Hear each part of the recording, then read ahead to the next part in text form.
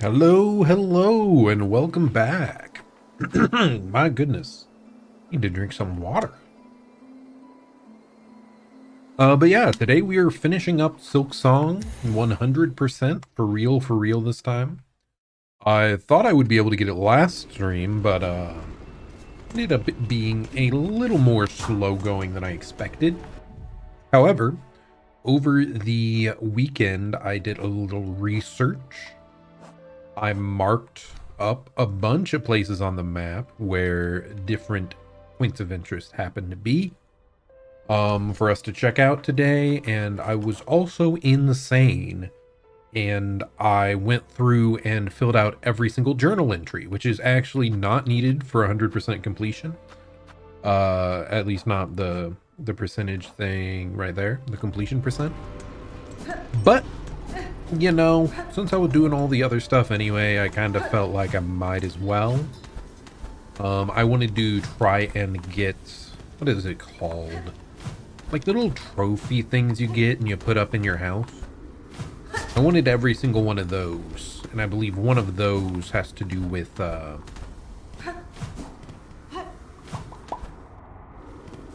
why can I not think? Yeah, one of those has to do with filling out the entire journal and turning them into the one person. Okay. This is fine.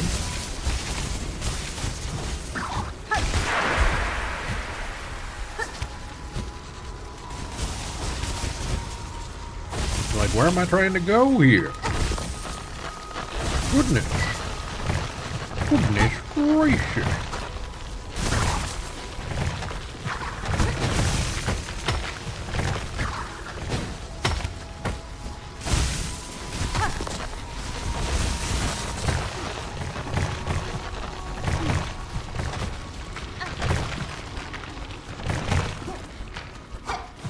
So I think there was supposed to be something like hidden up above here to get somebody.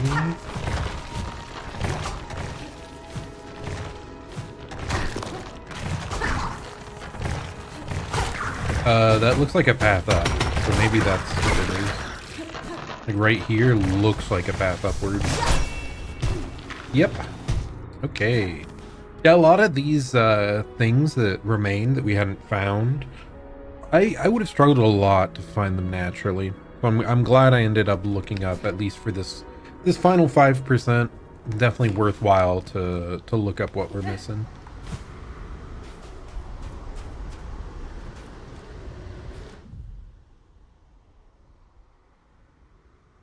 Run back will probably be easier from Blasted Steps, won't it be?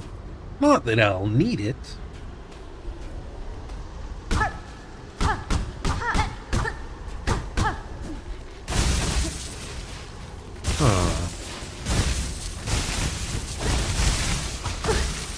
Okay, that's not quite what I expected.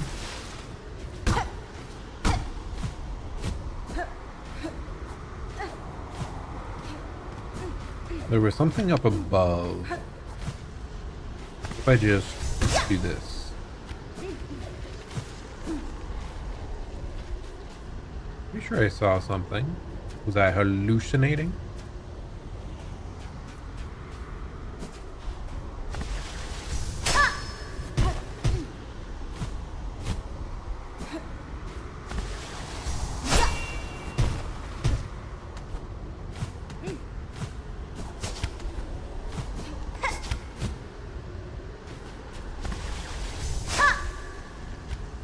Surprised that's not reaching.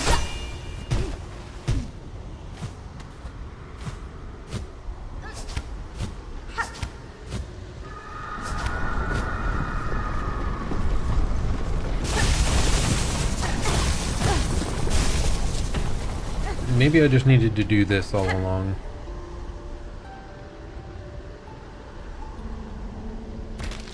There we go. Watcher at the edge.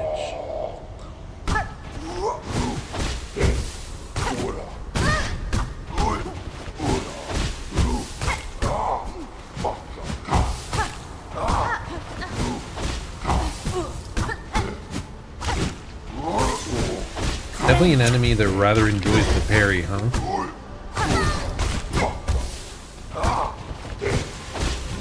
There really have been so many late game enemies that love the parry, huh?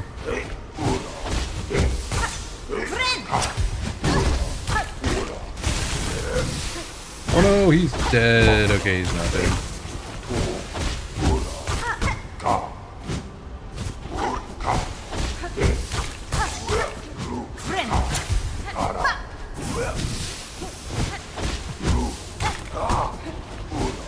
Kind of seems like we just step back and then we punish after he does the big vertical strikes. Ouch, that reached further than I expected. Oh, and he just kept going. Okay. Well, I started that low health, so this one should go a little bit better.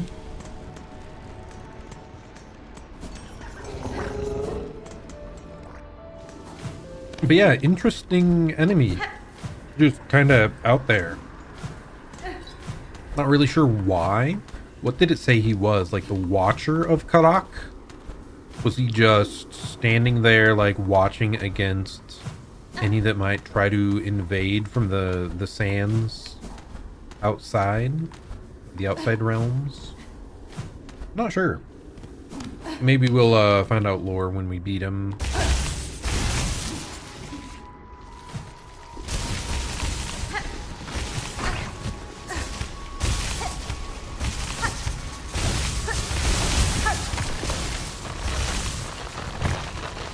Okay, yeah, the run back's not bad at all here. It's fine. Okay, except I'm stupid. I forgot that there's another one of these growing things up above. I have to go upwards first. Yeah, right there.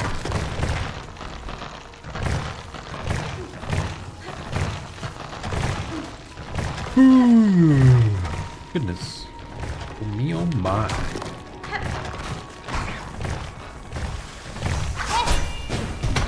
Fly away! Oh yeah, I forgot you get that back for free. Whoa! Oh, you are instantly awake and alive, huh? Okay, that's good to know. He can kind of hit you when you're behind. I was not really expecting that.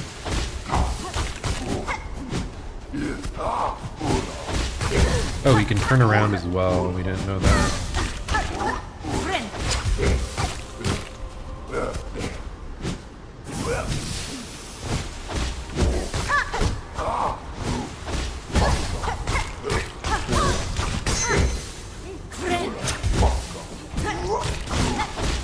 I'm definitely being a bit too aggro here, just saying.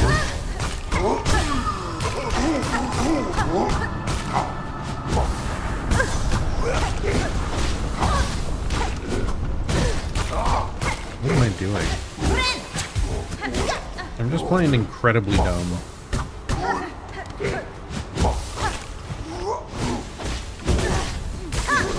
My spacing there is just wrong every time.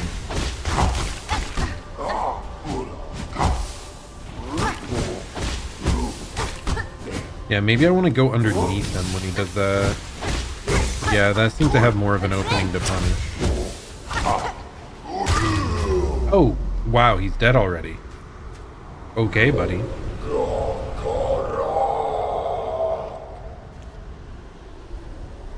You okay, buddy? I don't think he is. Well, I kind of feel like I brute forced that. But okay, I guess we get the gray memento. Engraved cruststone, worn by sand and blanched by time. Watch, remember, till time life anew. And then, yeah, the memento can be displayed in the home. Watch, remember, till time life anew. Huh, no idea.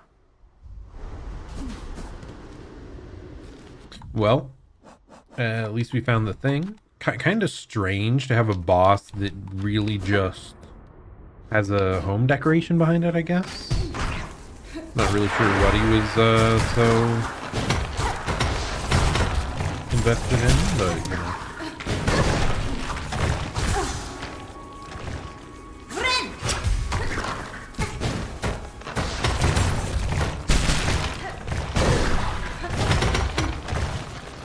Just get me out of here.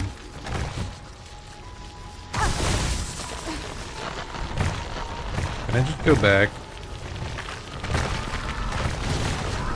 Nice, we can. I just want to head back to here to heal up.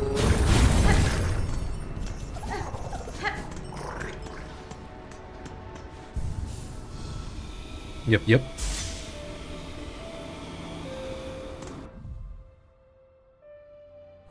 Okay, so like pretty much the vast majority of what I missed. Yeah, we missed that guy up there, but the biggest area we missed was right up here, apparently. A lot of this is because I think I did this maybe right before I got the upward needle stab. Or was it even? Did I have it before that?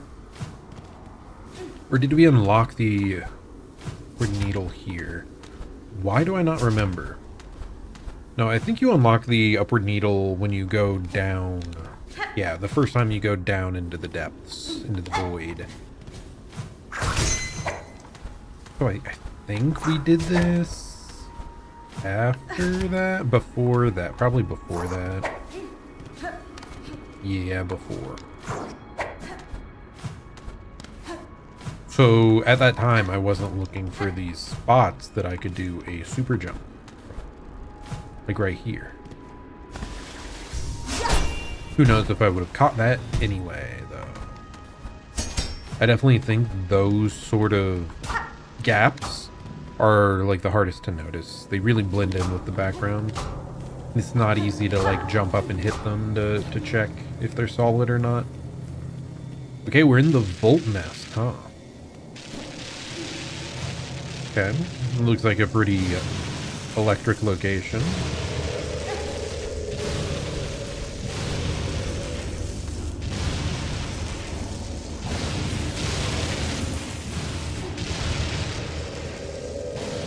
I guess it makes sense.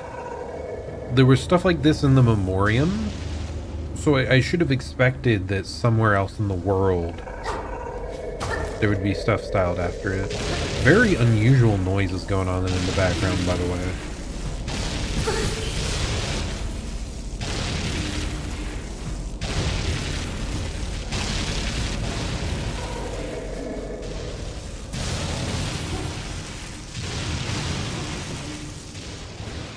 There's a boss? Sure looks like it. The Vtuber. Oh my goodness.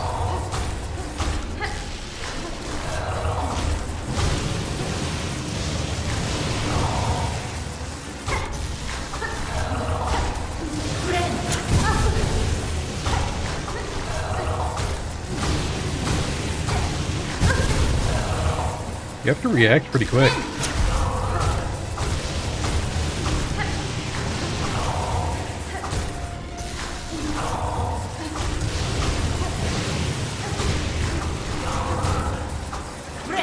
Not that bad of a boss at all, though, like, thus far. Pretty easy to keep up with. I say as it, like, blocks us completely. Oh my goodness. Well, that was just me being bad, so.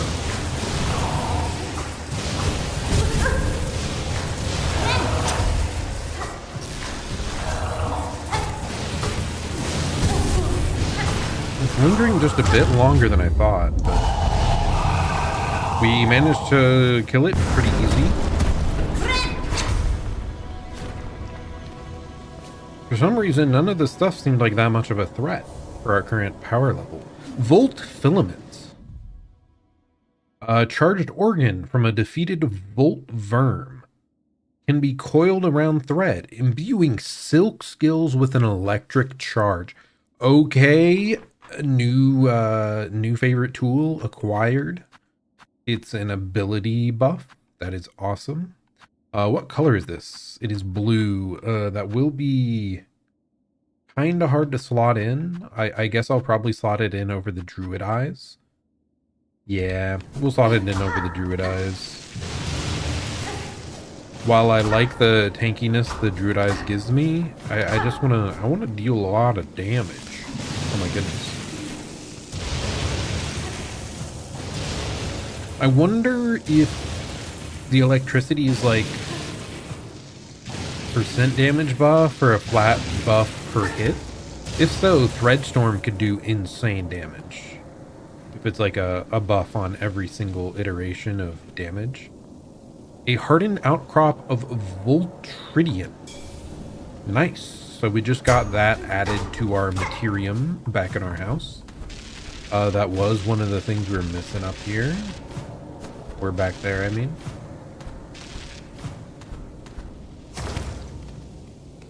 And not sure where we're going now.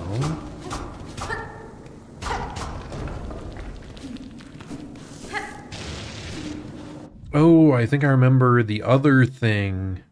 Yeah, now we have 234 out of 234. Because the other thing we were missing was the Watcher at the Edge. So now our Hunter's Journal is like totally maxed out. We got the item. We got the rock. So we should be good to go from here then. Cool place. Kind of weird how hidden away it was, but like potentially a very useful tool. I wish it was earlier in the game because, you know, I assume you can only get here with the super thread jump.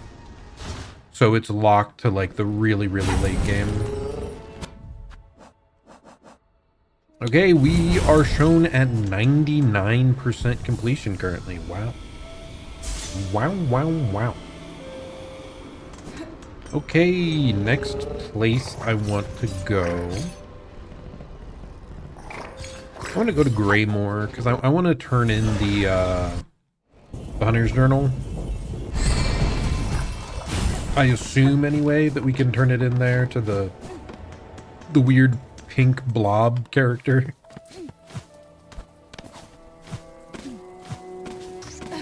The one I was not very fond of.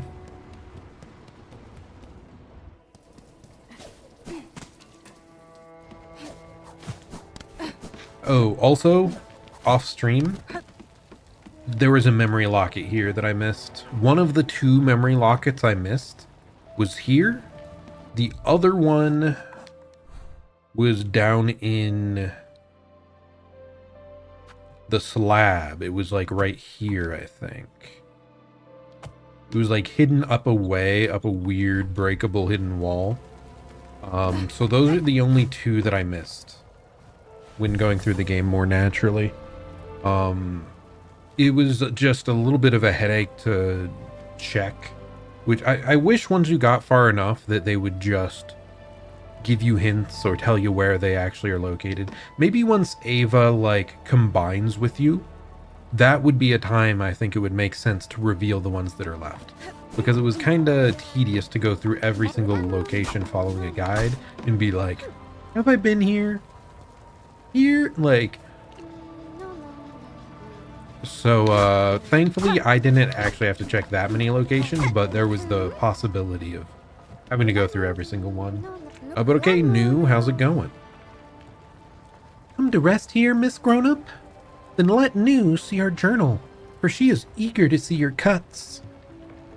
Miss Grown-Up, your journal is bursting with every sort of creature, overflowing. Surely we can call this complete. To think such a task could even be done. So clever is New, to have set such a fierce predator onto the work. These vast lands hold so much life, and to catalog it all has taught me greatly. It is an effort worth continuing, even after I leave this kingdom. Ma, such a hunger is worthy indeed. You and I are of accord, Miss Grown-Up, hunters both.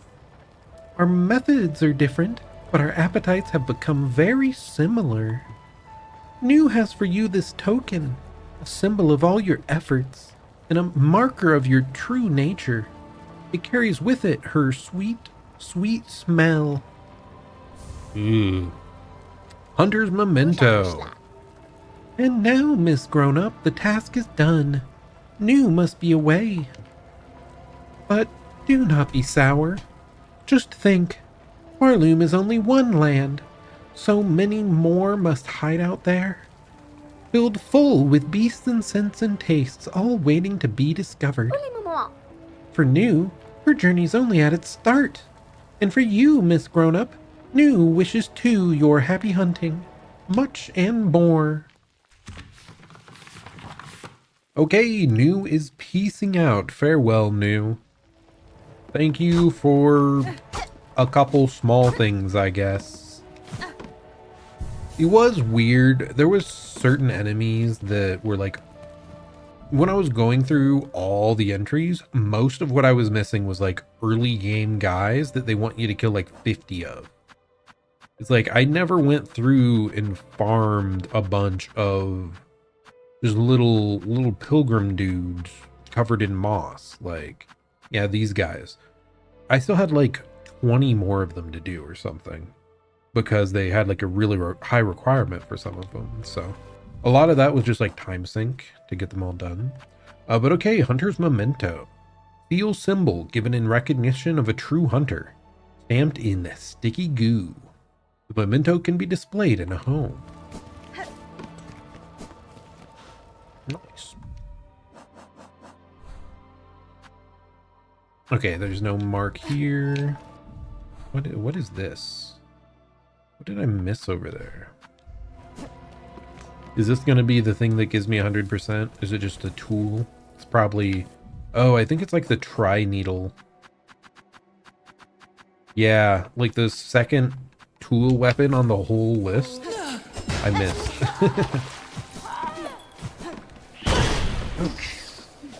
So let's go check it out.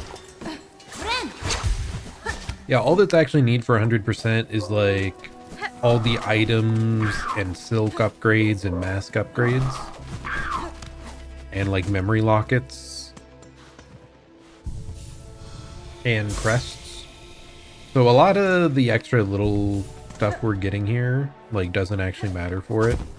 Like the memento stuff, but I wanted a file that was essentially as complete as I could get it. So here we are. Oh, I am a tiny bit sad. Oh, that's what it was. Wait, let me...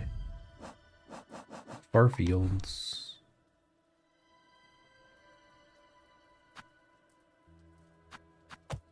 Right there, I think. We'll go check that out. I looked up a video of... Or I didn't look it up, it just came across my feed. But there was something about different upgrades for special upgrades to tools. Turns out Silk Shot can actually be made 3 different ways. Mine specifically says they're modified by the Forge Daughter, and it ends up being kind of like a rapid fire, just single shot like gun. I also had seen that you could, are they called the Architects? The mechanical being down in the Underworks, which we do have to revisit, by the way. Let's put that there. But the Architect could also make it for you, which would be like a 3-shot Silk Shot. But then the crazy one is that you can fix it yourself by going up here, and there's like a crafting bench, and that one looks badass. It like fires out like a big laser beam. It's crazy.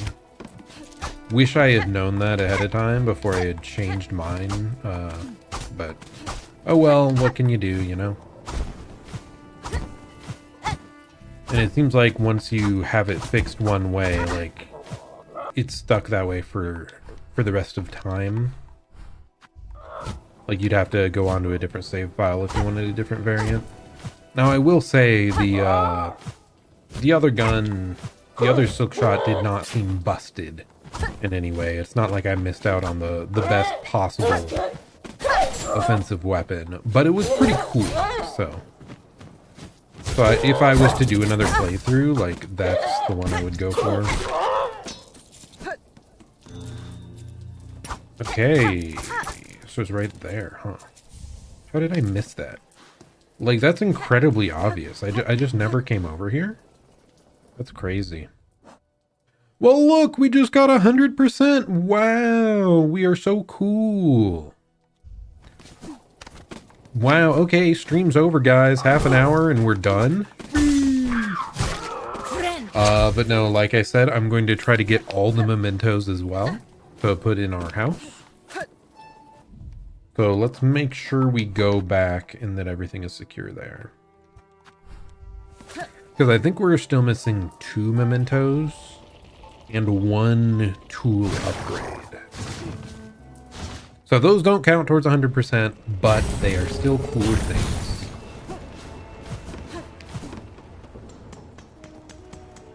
Wait, I'm dumb. For some reason I thought we were in Belhart. That doesn't line up at all.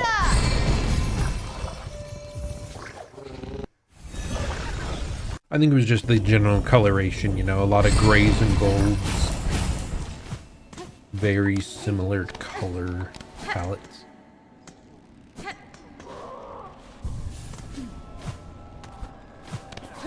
I still find it so funny. Now that we have a craw up here, we can just like get some passive income. Very goofy.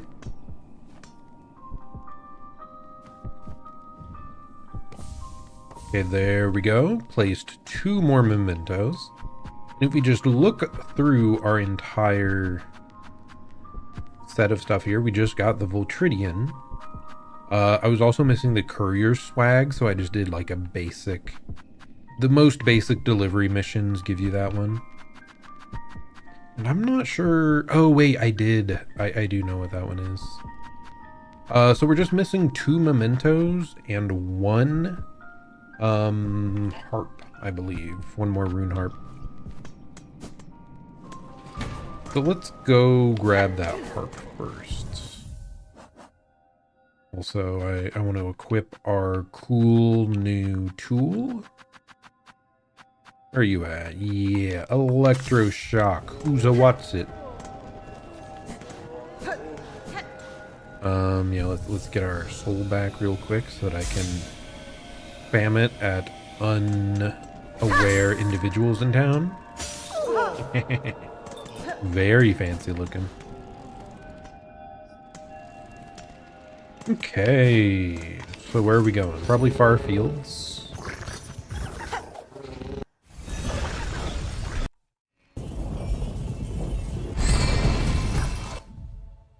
Now there's one room that just confused the heck out of me so much throughout my playthrough. I kept walking through the area and being like, why the heck is this here? This is so...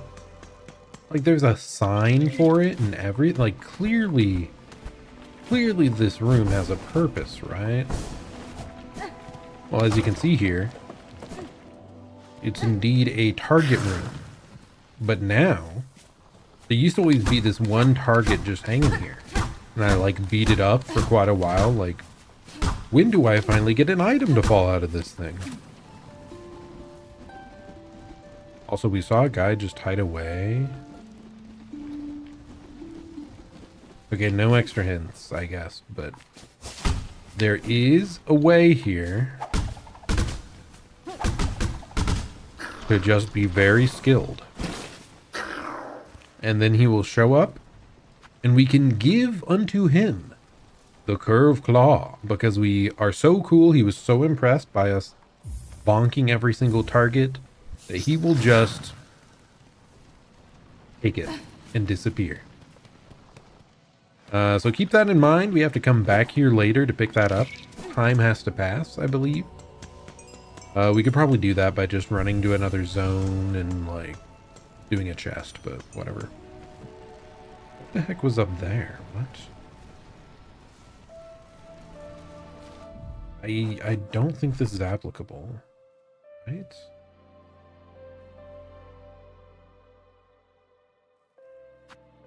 Whatever, I'll leave it for now just in case. I think I marked that back when I thought it could be one of my memory lockets. But maybe there is like a character interaction thing I need to do there later. I've forgotten.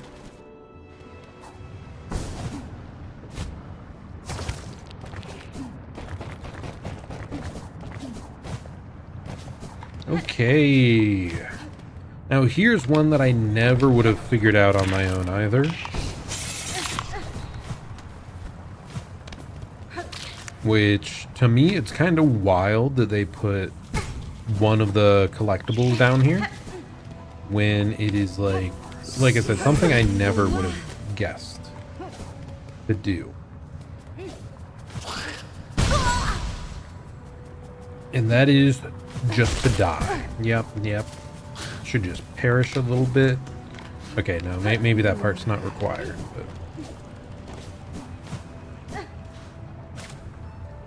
So down here is where we got the speed boosting relic. That lets us go super fast. And I believe we have upgraded it. Have we upgraded it? Maybe we haven't. Maybe I'm dumb. Yeah, I don't think it actually got an upgrade. I think we just beat the, like, speed guy and he gave us a memento or something. I don't fully recall. But anyway, I digress. Oh, wait, no, now I remember what that other marker was for.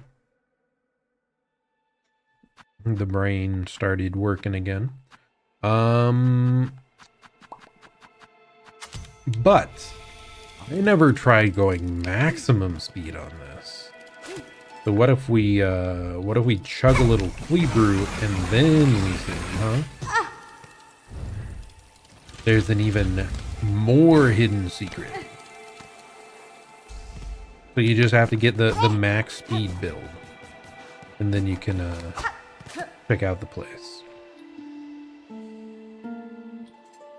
What an unusual room, huh? And there we go. The rune harp. Old Weaver recording instrument strung with silken runes. The faded runes hold a weaver's words from ages gone. A relic of Farloom's past. Interesting to collectors of historical items. A rune depicting paths away from Farloom.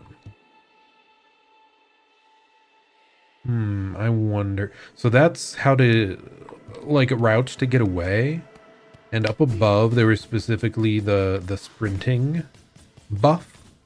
So maybe this is where the Weavers hid out to format their plans for escaping the region. Yeah, because it looks like we're right at the Kingdom's Edge here as well. So yeah, this is probably where, like, our mother, at least, formatted, like, plans to escape to Hollow Nest. Okay, so I don't think we need any of that anymore. We don't need that, so... Alrighty. So I think, because it is Act 3, I think the conditions are already met to go up here. Yeah, I was mixing it up. I thought that was where you fought the dancer lady. Why can't I remember her name? Scarsinger? Carmelita? Something like that. Really cool boss. One of the... probably the hardest boss in the game, if I had to guess. Probably harder than Lost Place, right? I think so. I think that was the one that took us the most repeats. Either that or she was, you know, just like a similar level to Lost Place.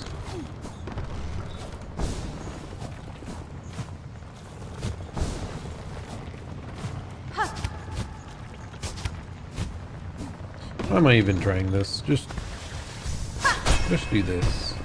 Make it easy on yourself. I keep forgetting about some of those, like, special movement options we get.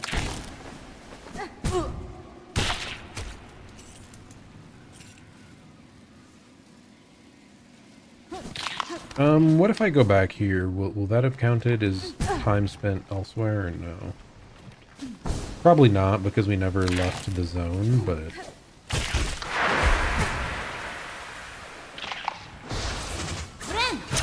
I'm making a lot of really dumb mistakes here, guys.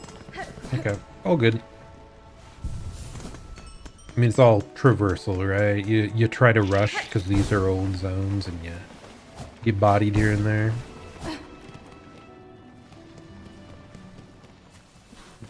Whatever could this be? It is the curve sickle.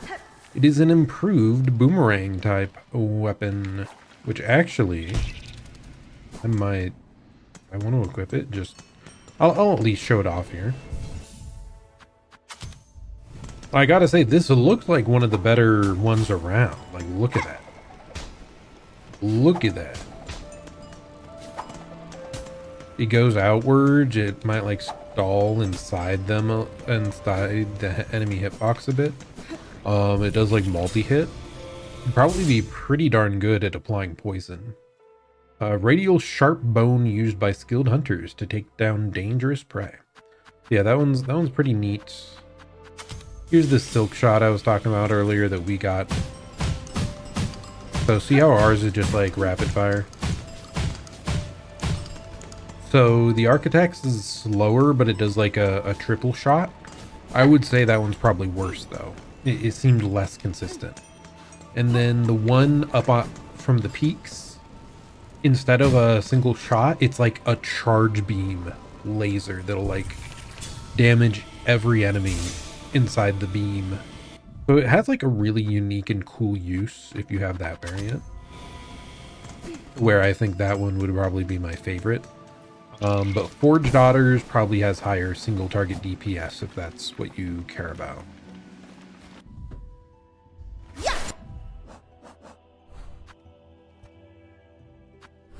Okay. Man. Why am I so sleepy? Probably because you didn't sleep correctly last night, you punk. Ouch.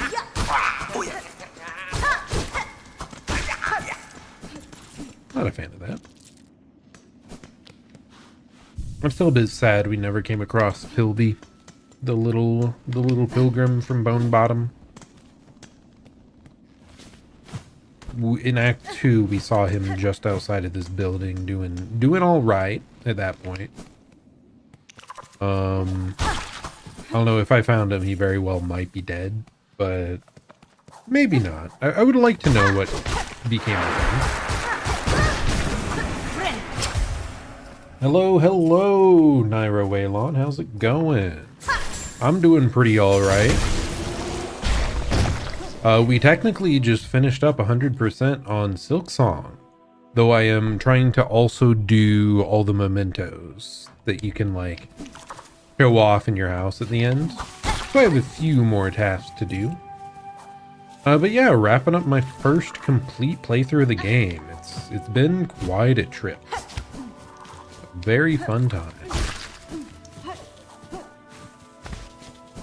Okay, we're gonna hop on up here.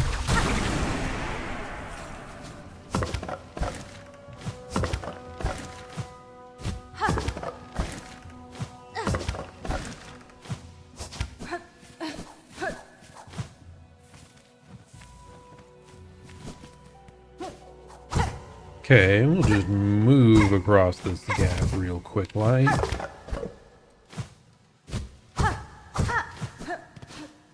Okay, and here we go into here.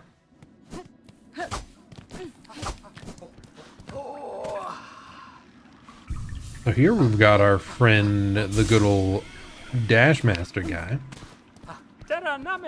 Sprint Master Swift.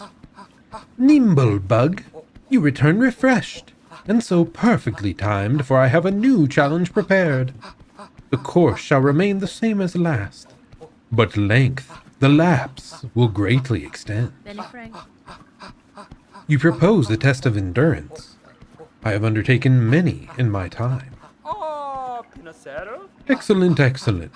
Though no, for this race, I can only provide slight reward for victory.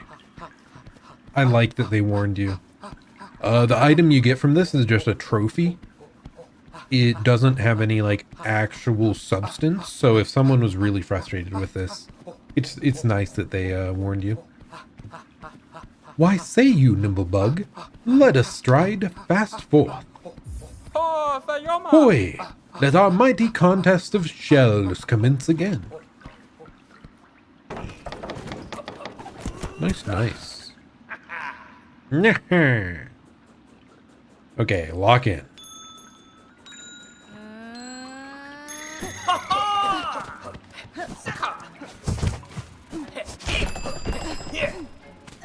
I have to remember the little blue pillow things do not give you any silk when you bounce off of them.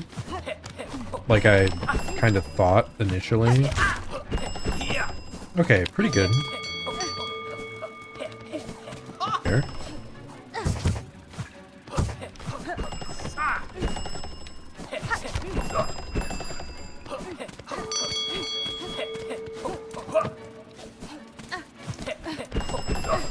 The accidental clambering is rough, though.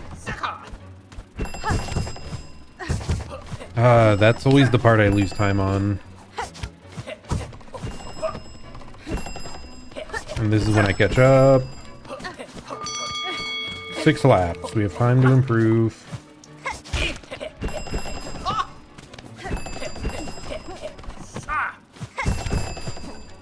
Much better there, much better. Okay, much worse there, much worse. We're fine, certainly. Even a narrow lead.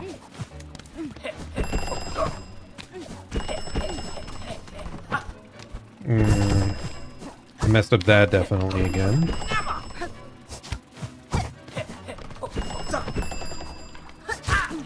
Nice little hit there. Okay, we're building a lead. We're building a lead.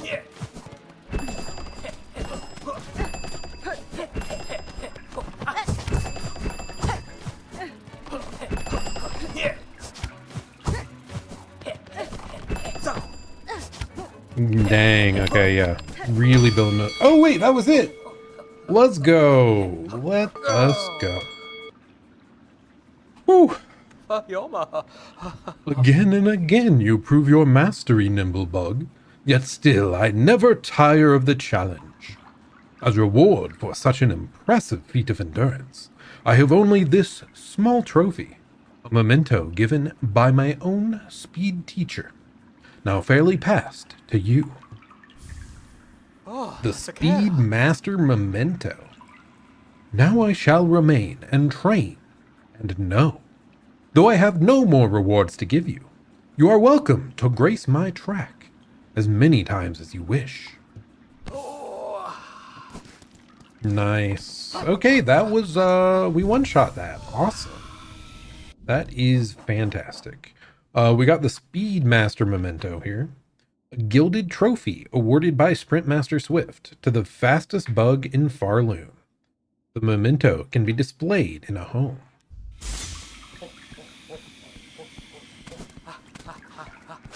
Okay, we're gonna remove our mark from the map. Very glad that I made that, by the way. And let's take a quick gander what all is left. I think it is just one certain quest line. Oh yeah, we want to check on the architect real quick. I don't think we have anything left up here, right? Why is this here? I don't think there was anything else for us to do up there. So I did hear, apparently you can like knock off the mask from the mask maker and it'll give you more lore dialogue. But that's about it. I don't think we actually had any additional like questing to do there. Okay, yeah, I believe it is just 2 things left.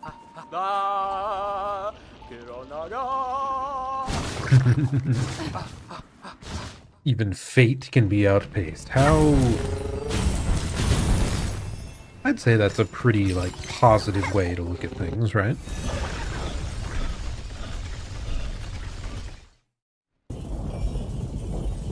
hey, I'm a big fan of anyone that thinks they can overcome fate no matter what, right? That there is a way. Okay, we are going to the Underworks to check on our buddy the architect, who last we saw, we bought out his entire shop, I believe. So let's go say hello.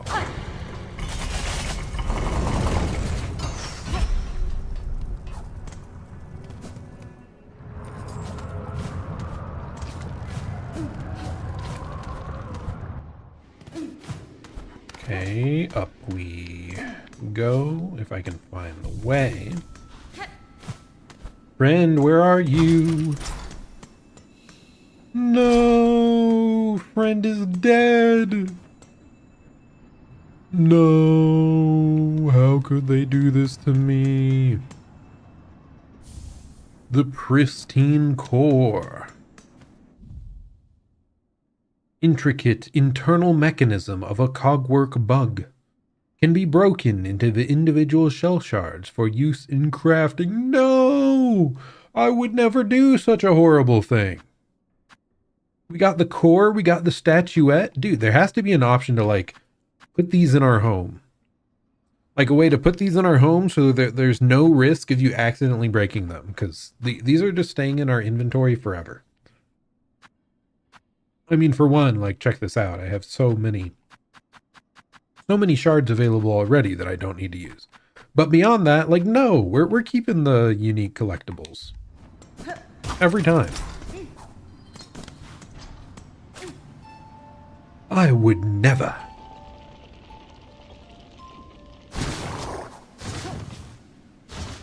I wonder what the percentage is of people that end up breaking the statue. And then the percentage of that, of the ones that it's intentional. I think it has to be quite low.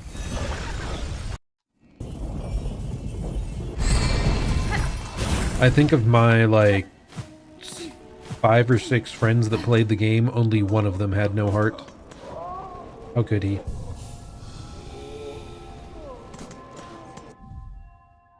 Okay, so we have... Yeah, we're gonna go in here, turn in the final piece. There you go, the final relic. Yes, this fits my collection well. Look then, look at what I have. Plea of a weaver from the furthest edge of Farloom. Flee, sisters, flee, until your strength exhausts. So far you may escape, at last her silken sight. To start anew, to sustain, free of web and service eternal. Okay, so yes, that was indeed that weave nest. That weave nest did have ones that were trying to, like, get the other weavers out, get their sisters out. So many relics safely piled up in here, nice and safe.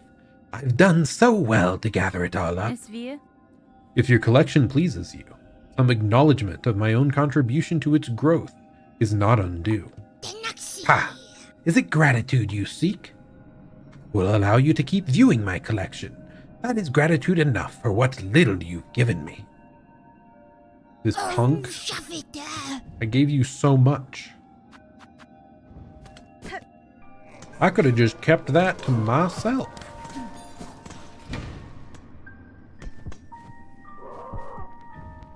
But okay, we've got one more memento placed. The Gilded Trophy awarded by Sprintmaster Swift to the fastest bug in Farloom. We see we have every relic, and we have every material. So the only thing that remains is this memento here, which I believe is at the end of a rather very late game, kind of hard to follow questline. So we're gonna head over to the whatever the forest location is called, Shellwood. That's what it is.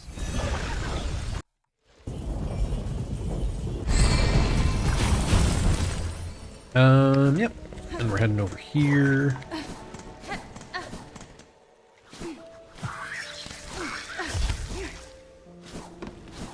Man, now that I know from speedruns that, like, the front flips is faster than normal walking, I have to do it everywhere. Okay, but yes, here is Seth, the Forest Guardian, but we already ran into him once in Greymoor after we defeated him. It seemed like he had lost most of his memories, and he was just wanting to, like, explore around and whatnot, I believe. So here's the second new Seth dialogue. Oh, hello again. This time I most certainly do recognize you. 'Tis a pleasure to bump into you here, deep in this serene wood. Do you have a name, like I do? Would you share it with me? Da, Fenestra. Certainly, sir. I am Hornet. I noticed you gazing at the buds above us. Are they familiar to you, perhaps? No, not at all. Very beautiful, though. Perhaps I should gather some up before venturing on. I've learnt too that traveling is not without its dangers, but I find myself wielding my weapon quite adeptly. It's curious the way our instincts can guide us with such precision. Okay, so there's Seth once more. Cool guy, cool guy. Oh goodness, why am I so tired? Okay, we're zooming.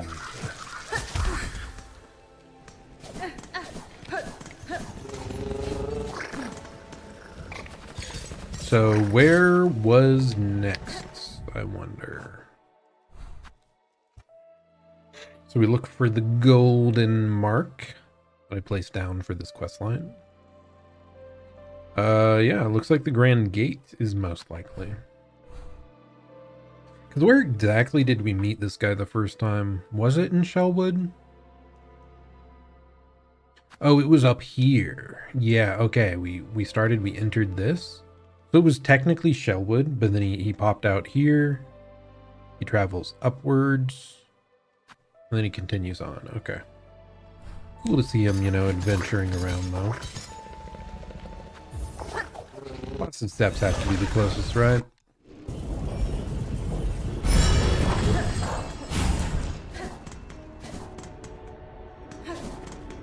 I mean, especially now that we have all this movement, this zone is like not remotely a threat anymore, like it used to be. I say immediately running face first into a foe.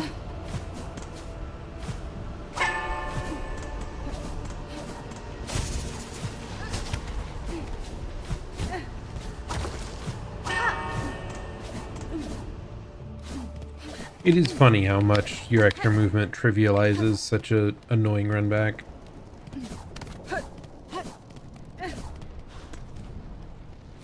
Really? Is he not here?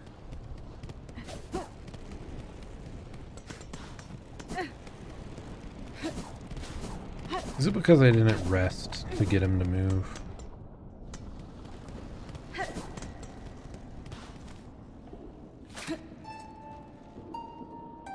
Or did I travel to the wrong location first?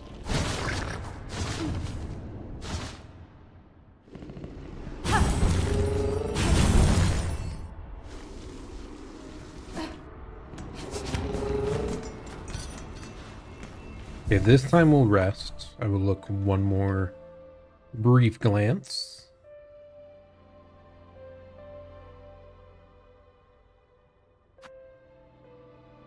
We already picked that up.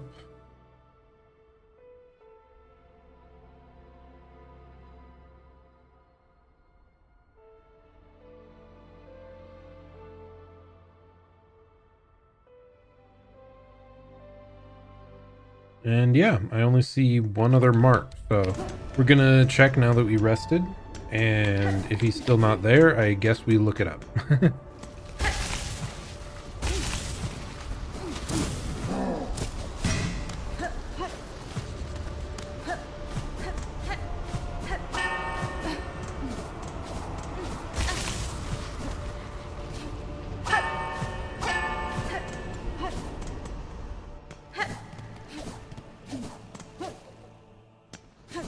Where are you at, buddy?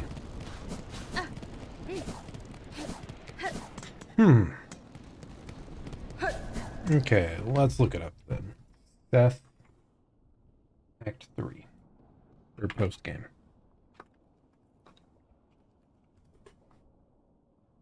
Seth, Silksong, Memento.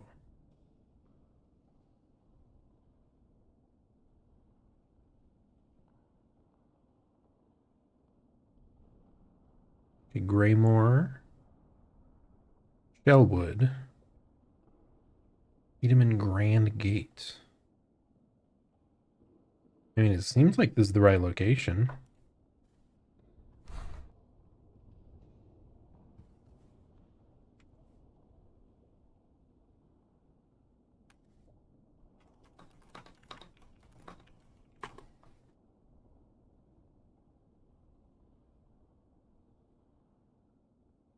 Oh. Some people said he just skips this location sometimes. Okay, whatever. I guess we'll just go check the next location then. How unusual. Because I saw several mentions of him supposedly being here. Maybe it's because we already cleared out the next zone. Maybe it's something that he shows up here if you haven't full cleared the next thing. Yeah, that seems likely to me.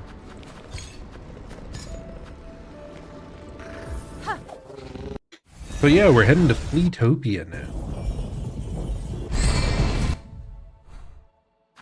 Let's just yoink this off of the map.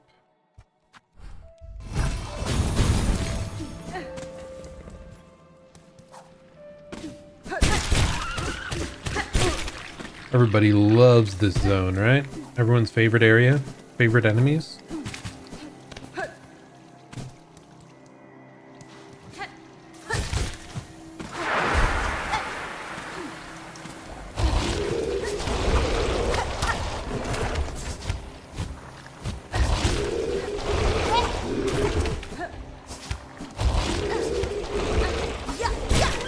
There we go. Managed to evade it.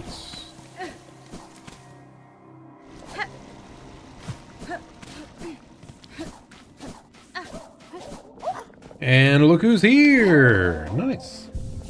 So we did just skip the other zone. So I think what it is, I think because we already cleared out this area and got the high scores on everything, he just goes straight here. I don't think he shows up to contest you until after you have cleared all the high scores. So that's why there was an additional location in there. Greetings, Seth. It is a welcome surprise to see you here among the festivities. Hulo, yes. My wandering was long, and I began to fear I would meet my end in those sticky swamps below. How lucky I was to stumble upon the home of these friendly revelers. They said I could be a flea here with them, so of course I agreed. Seems as good a place as any to call home, at least for a time. Now I just need to grow a little fur and sprout some wings, eh? Haha. Have you tried your claw at the games? Rollicking good fun, don't you think? I wonder if I could score a little higher if I tried again. Okay, but yeah, so this was this gave us our last damage upgrade when we cleared all of the high scores. But apparently some punk showed up and had to beat all of them. So as you can see, juggle 55, dodge 95, bounce. Oh, I already beat him in the bounce. Yeah, we were kind of cracked at that game. So when I got over 42, I just kept going and going and going. So I guess we don't even have to touch that mini game. Dodge could be pretty scary though, and juggle. Juggle is daunting. But yeah, so this is the final thing we have to do in the game. If we want to get the last memento, I believe, is we have to beat Seth's high score. So we're going to spend a while here doing that. Then I think we'll wrap up at the very end with one more fight against Lost Lace. Because I think we've done everything else otherwise. So. Okay, so yeah, we already did the bounce. So yes, the dodge, we will try this real quick. I should have checked what the high score was again before just hopping in. But either way, we just, you know, do the best we can. I immediately got hit. Wow. It was a little lackluster from me. I wanted to see if I could parry them. I could not, and I did not notice the platform collapsing from under me. Yeah, I forgot. You have to pay close attention to the platforms because they'll disappear constantly.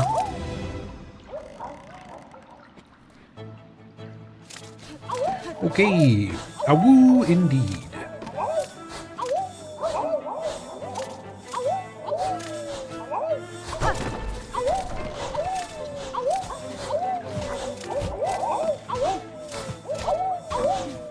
I at least need to pay attention to the audio cues that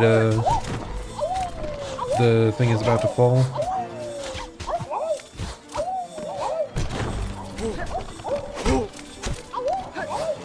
Okay, not even close. Oh my goodness! I did not hear the audio cue, so maybe I need to like look with my special eyes a bit more.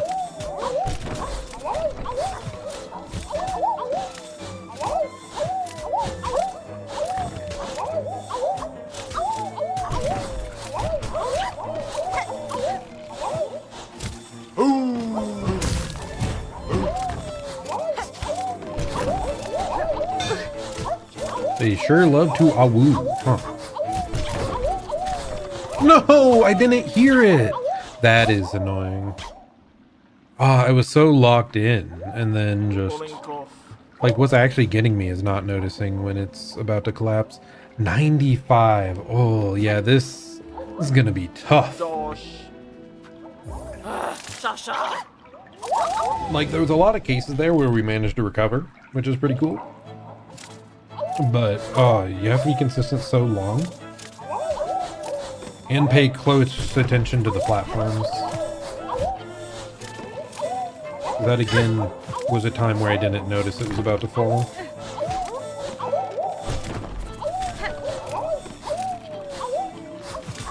Oh, dude, why is the stick drifting to the right? Well, darn it. Got sniped.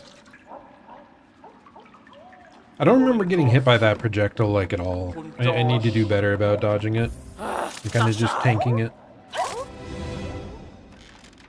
Ooh, 95, right? Okay.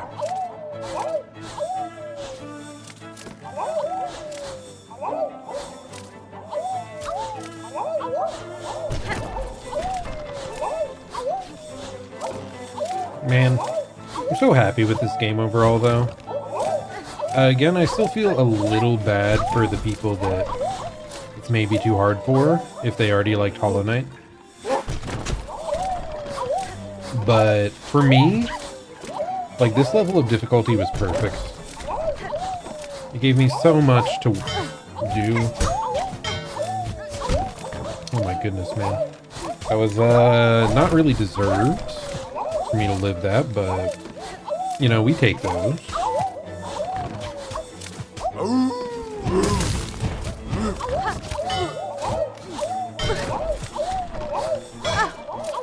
I was just overwhelmed. Again, like this one is tough. Holy. So much of it is just having to stay perfectly aware of the platforms and then every projectile. Oh. I have a feeling this might be the hardest one. Though the juggling, man. The juggling is going to be rough too, right? Because that's just... you have to be so consistent for so long. I mean, this too. It just feels like a long time of being consistent. Without missing a, like, single major error.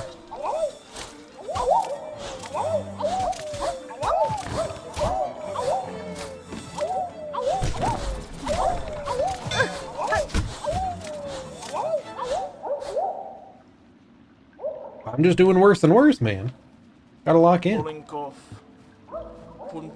yeah, Silksong, great though. I have watched a little bit of the speed run. I'm kind of hoping to play a little bit of that myself at some point. I just need to learn it. Unfortunately, we have Hades, well, fortunately, I'm very excited. We have Hades 2 on Thursday. So I'm very excited to play that. So I might not get into trying out the Silksong speedrun until later.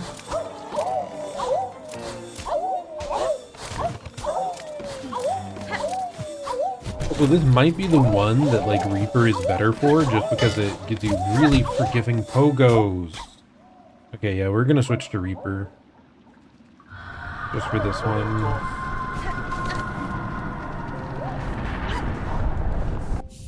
I don't think there's really anything else that would help us. Reaper is what we used pretty much the entirety of our run. It has got such a great pogo. Oh my goodness. Definitely its greatest strength. Whereas Wanderer has much higher like DPS potential.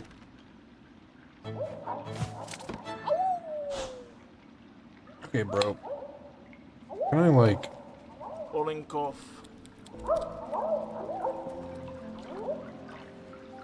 just spinning around the stick, hoping to like break free or something.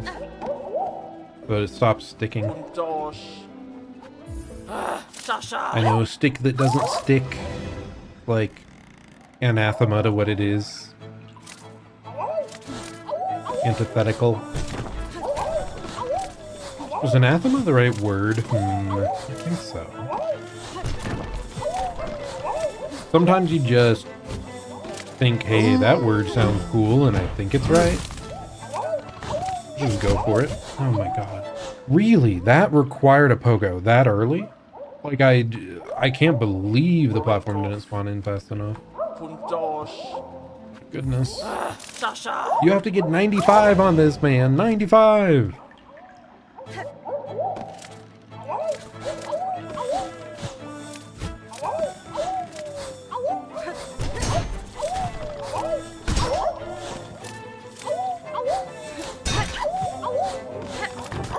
Okay, good to know that you can like pogo something and still get hit by it if they're like from above.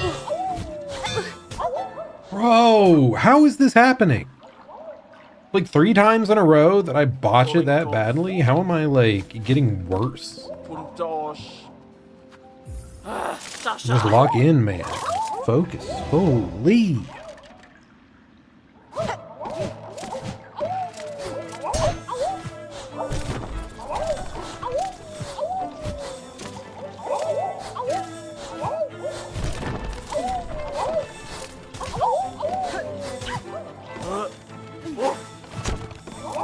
Anything else exciting going on as of late? I've been watching more of The Mandalorian. Well, actually, we got to the point where you don't watch The Mandalorian, but you instead watch Boba Fett. The Legend of Boba Fett? I don't really remember what it's called. Gotta say, not a very good show. That one specifically, Boba Fett. Mandalorian's fun, in general, but like Boba Fett? Not so much. Okay, holy, that clutch.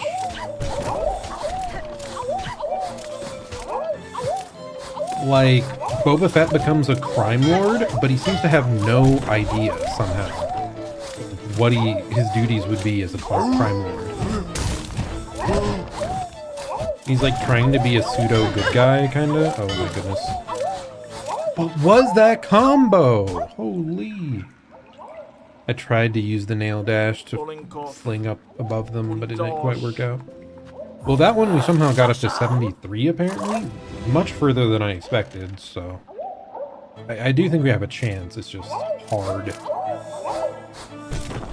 But yeah, it's been really bad. The Boba Fett showed, the parts with just Boba Fett. But hey, we just got to episode without Boba Fett at all. It was like all Mandalorian. That one was kind of good again. It's so weird. I like, oh, what if we just made this back into a better show?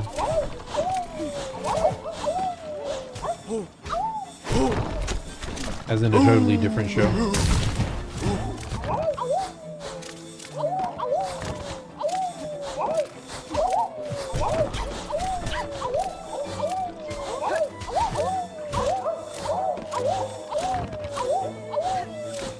They really do be a woo-win, huh?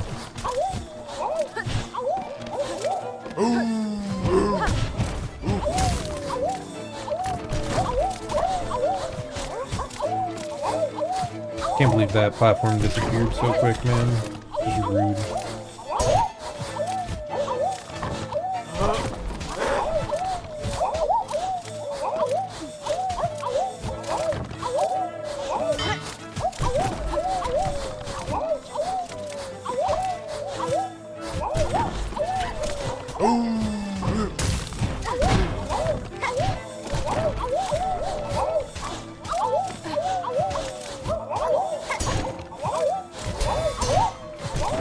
Hey, we got it! Let's go! Yeah, the superior pogo was definitely the call we needed to make. Oh my goodness. Multi ping pong down. But we got it! Let's go! Okay, I just had to get to the point where I could simultaneously process all the lines while also keeping track of the platforms, because the platforms moving around was probably the biggest headache. Vikna, the trial has ended. You have bested your old score. 3 skis champion. More than that, I bested Seth, that punk. Okay, now we have to get 55 on the juggle, which is the one I thought would be the most challenging. So we're going Wanderer, because we want a fast crest, though I should check. Is Hunter...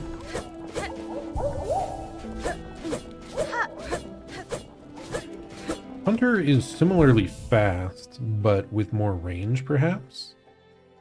So maybe this is actually the play.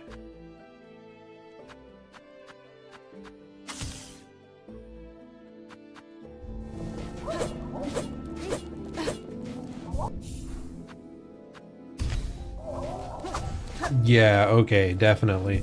I did it with the Wanderer last time because I needed something faster than Reaper, but Hunter is definitely going to be better. What about Witch, though? It's very similar.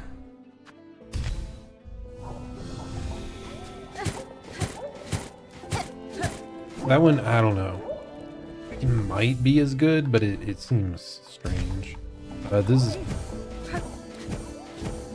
I mean, it extends the farthest.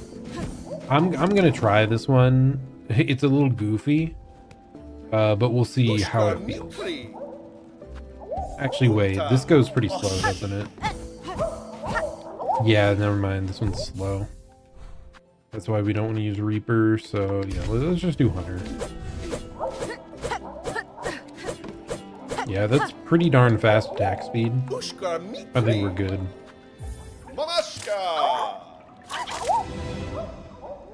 So what was the score we were going for? I don't remember. I'm so dumb.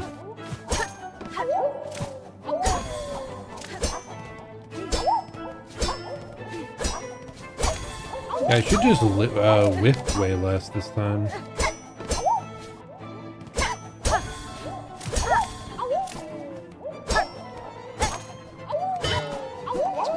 I say immediately into whiffing.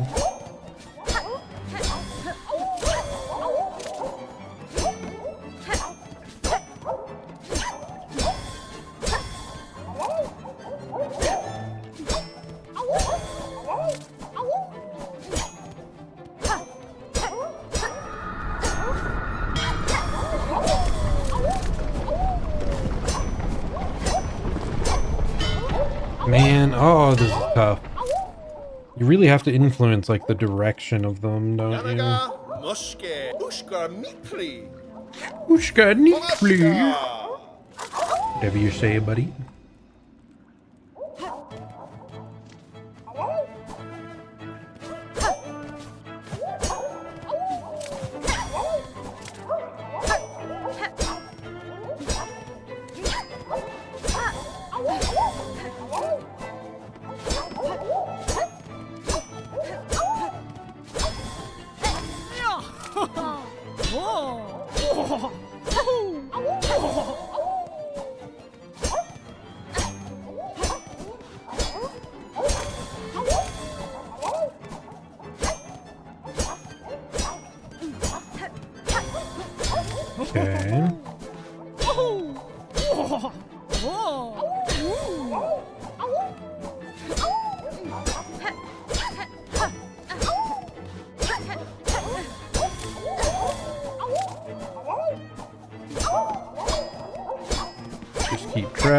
of which ones we're doing. Hello, hello, welcome back. We're just trying to do these mini games and get high scores for the final memento that I'm missing.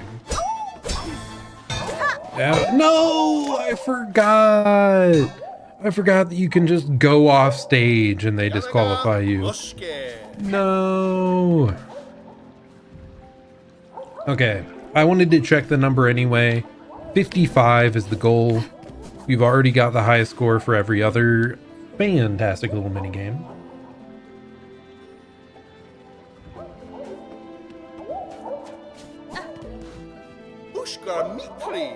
So let's lock in and try this again.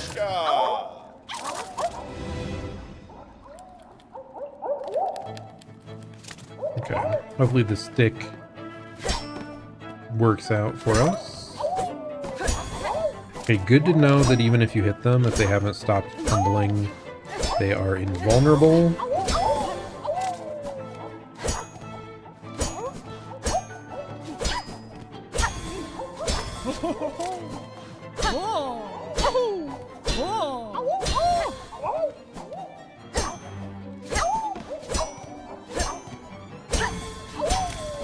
Okay. Just be perfect. It's just that easy.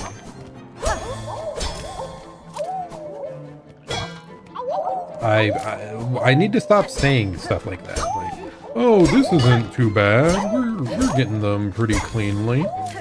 Exactly when I start screwing up every time.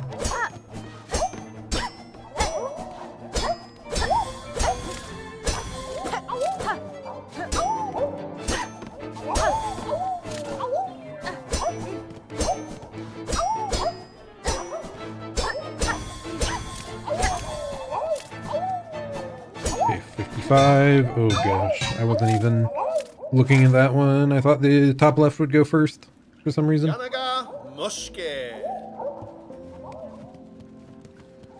Do I want Minecraft? Is that what you're saying? I've played a little bit of Minecraft, but it's been quite some time.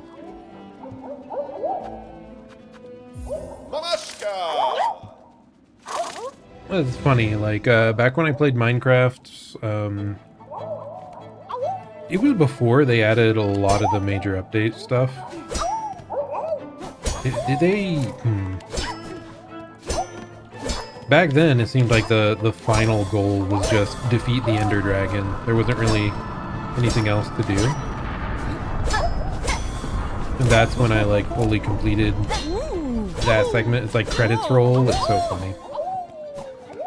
And then in university, I got just a little bit into, like, a public server with friends. It's more like the esports club I was part of.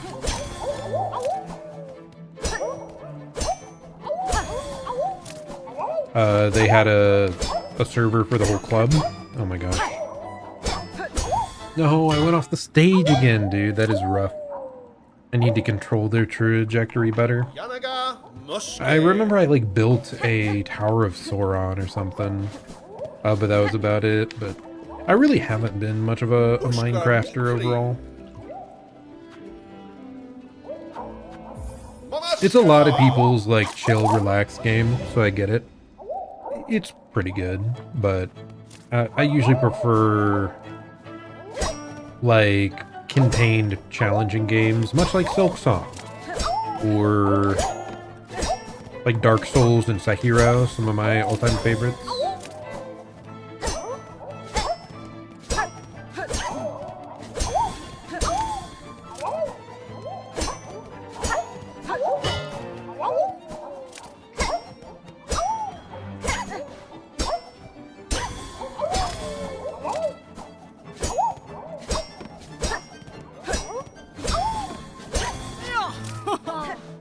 Okay, we do a bit of juggling.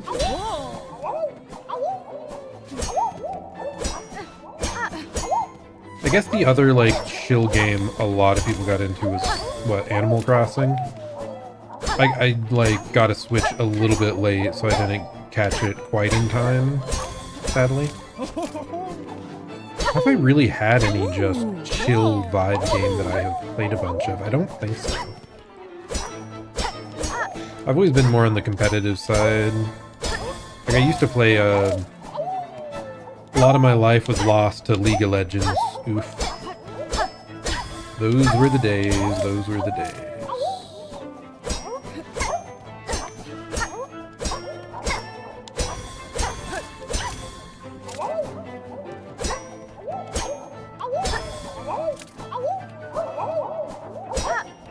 Okay, we're having to deal with 4 at once now. Kind of obnoxious.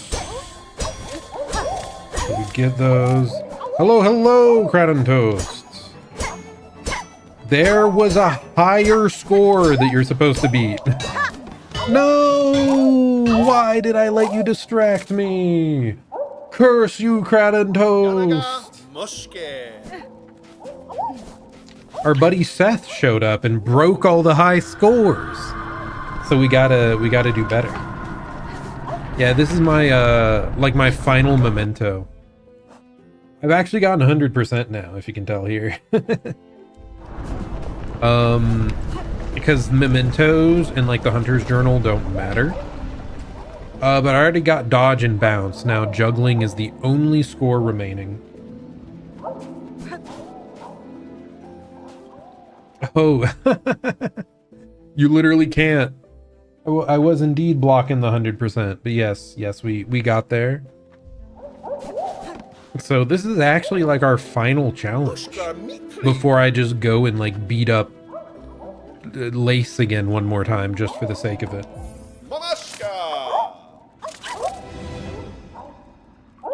Okay, lock in.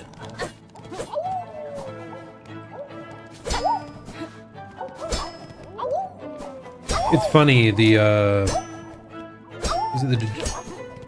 what was it? The like bouncing one, the final mini game, I had already beaten Seth's high score on my first attempt back when I first played it, because we did super well on that. Dodging took quite a bit, and now juggling is like a whole different menace.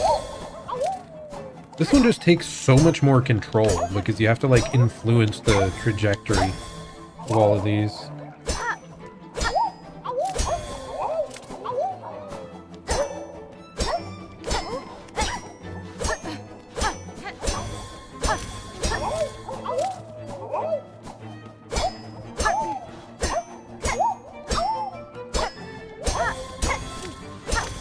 And I keep slipping off the edge of the stage too.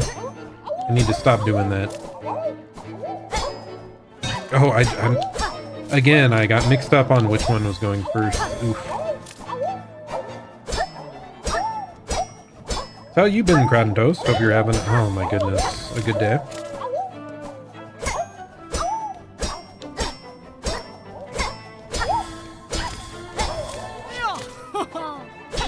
Over the weekend, I just did a bunch of like looking into what I had missed.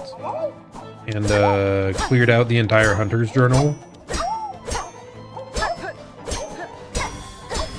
Except for the 2 bosses we hadn't seen. Oh, I'm still kind of sad. I found out that there's 2 bosses that we did not fight that are not available after Act 2. I missed out on 2, like, optional type bosses.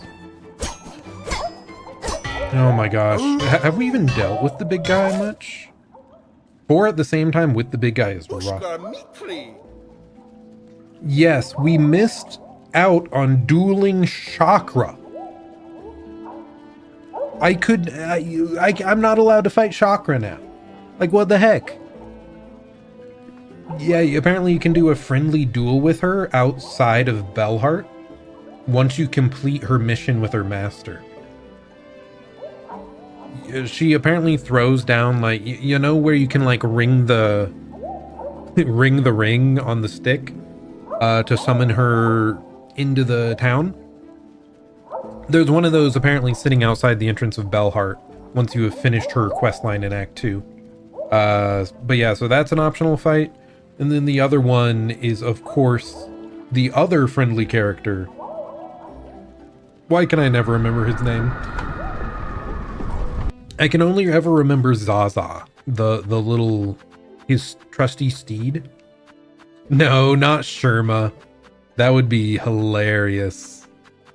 No, the little knight guy with his steed. Trusty steed. Yeah, the Don Quixote-esque guy. Yeah, Garmond.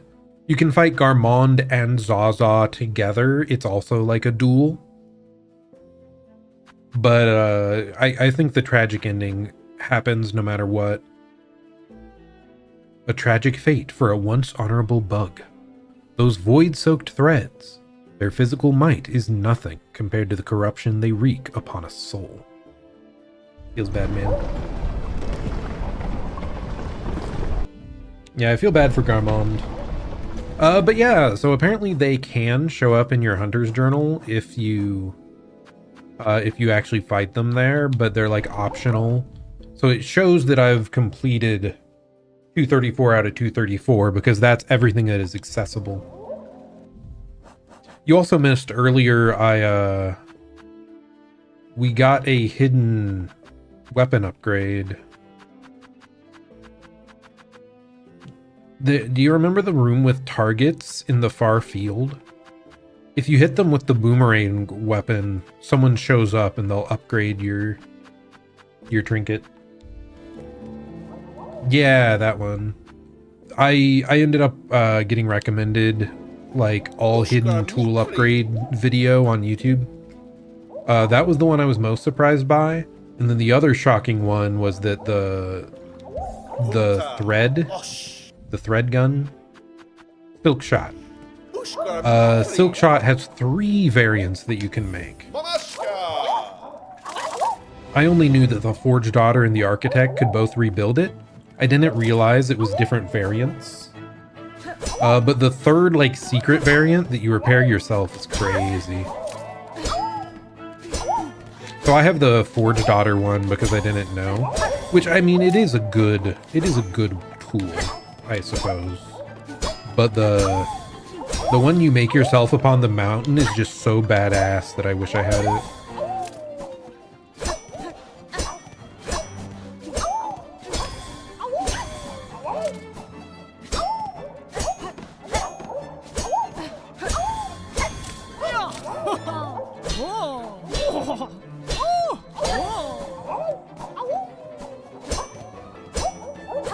No! Oh, I keep slipping, man. You just have to be so consistent for so long on this challenge. And probably not read so many chats. Imagine if I actually had a large quantity of chatters, though. How do they survive? Nah, they just ignore people even more. I should learn from the best. Rotten toast. Ignored. Block him out. That punk. I don't need to see those messages.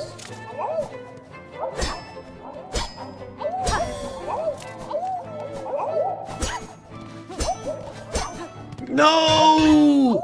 I dashed off stage again! I'm an idiot!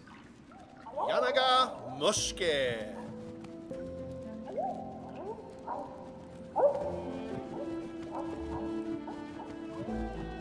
Yeah, you also use very little tools. Yeah, at the end of the day, now that I have, like, infinite refill plasmium vial, that'd probably be the most one I'd use, but like flint slate, I guess. I rarely use them. Just because they're like nail buffs. It's like, oh, this is kind of nice, I guess. But yeah, I didn't really use them much. I do try to use the spells if I'm maxed out on soul, though. And now that I have Volt Filament, like that seems like a good upgrade to have.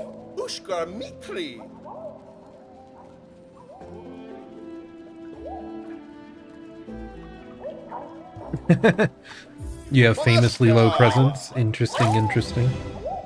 God, what anime character? Oh yeah, what is it? Bunny Girl Senpai?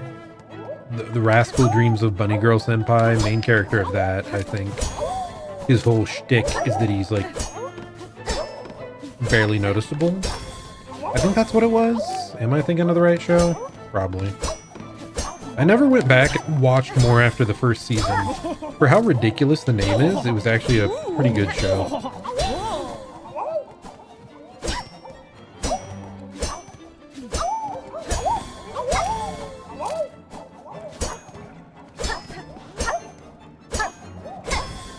There is another manga that I read that also, the whole shtick of the guy is he has no presence. But it's one of those like dungeon crawling manga. The guy ends up being like a stealth assassin build because people just never notice him. And he gets this like absolutely freaky looking mask. So he ends up wearing it just so that people can like sometimes notice him. He's trying to like lessen his stealth abilities because he hates how no one ever sees him. It's very goofy. What was it? It was like dungeoning with a hunting board or with a skill board. Yeah, something skill board. Okay, well that just spiraled out of control very quickly. Oh my goodness. Yeah, this is definitely going to be the hardest one, isn't it? Not quite sure you really had a shtick, to be fair. Oh, it's her that isn't noticed by people. That's what it was. It's been too long since I watched it. It was her that, like, no one sees her, even though she's dressed up in an absurd bunny outfit, and then he sees her. That's what it was. Yeah, I mixed it up.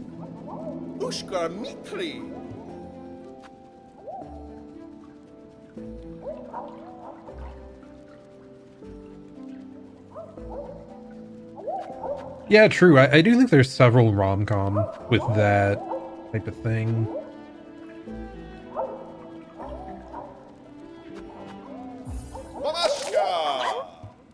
Ah, I know I've read rom-com like that. And mostly it's just like, oh, it's the boring girl, and then she like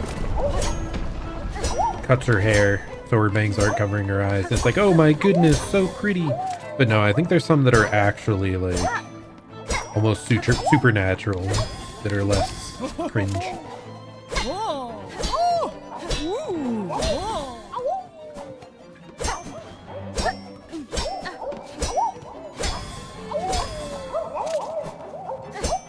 Enjoying the current season of what, Bunny Girl Senpai? Or should it be the Rascal Does Not Dream series? Like that's what actually continues throughout them. Everyone just called it Bunny Girl because that was the ridiculous part of the first season. Yeah, I'd really like to watch that more because, like I said, I was like very, oh my gosh, accidental dash attack. I was very impressed by it from the first season. I liked how down to earth the actual like romance and main couple was. They seemed very committed to each other.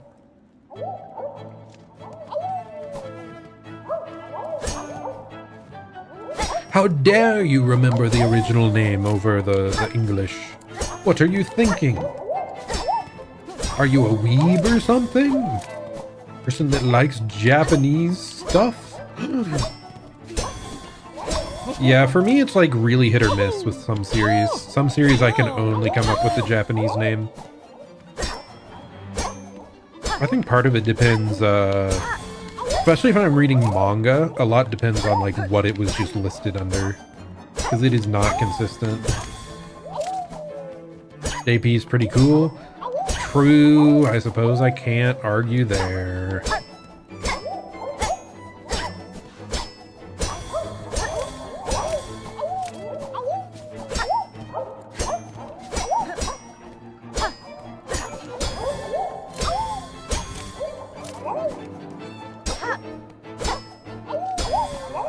Yes, sorcery fight instead of Jujutsu Kaisen. Yeah, that's one that I hear no one refer to it by the other title.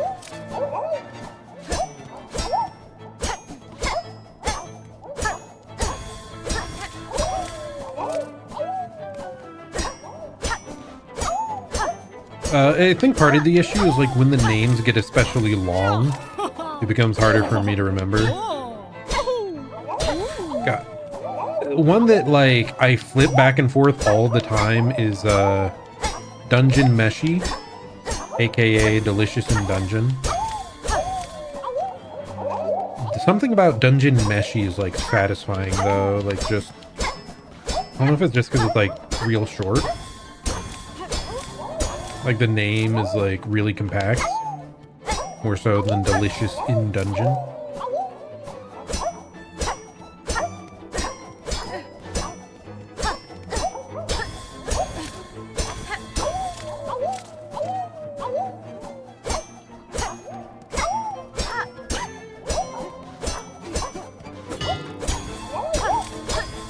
It's fine. We missed one, but that's no problem.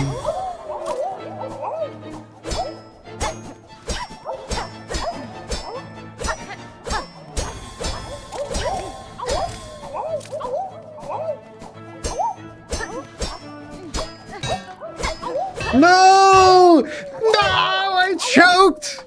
We were only 6 away!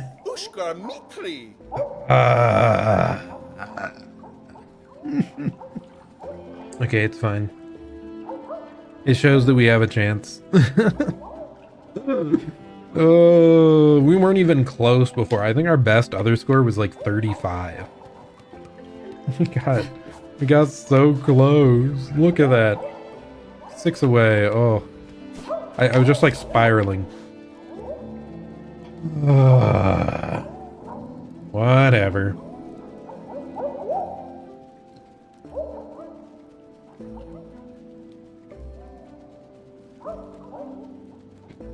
Yeah, Seth is just too skilled at juggling.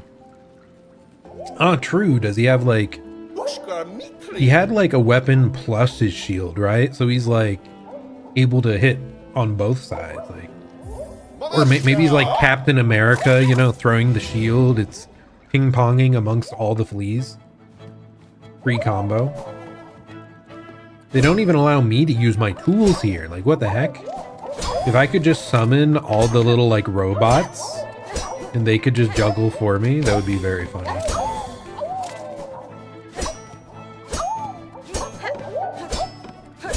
How funny would it be if, like, you pre-summoned them before you start this, and it let them just, like, auto-juggle it for you?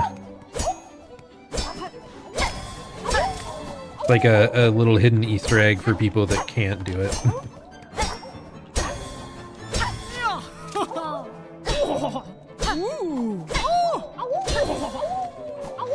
I can't believe some of the crazy, like, hidden stuff they had in this game, man. I mean, we mentioned the Silk Shot, like, 3 variants. That's crazy. One of the rune harps that you have to, like, collect if you want all the treasures is hidden behind that door that you have to, like, run. And if you go back there with, like, the flea butter and the speed boost charm, like, you can open it further. It's crazy.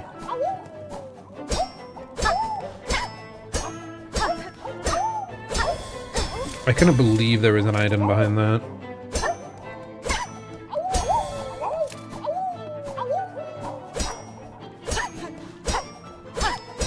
The weave nest in far fields, that's what it was. That's the best way to describe it.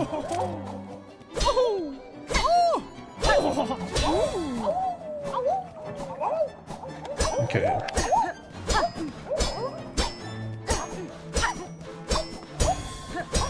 Oh my goodness. Oh, what? I didn't realize that one was still going. I just let a total freebie go to waste.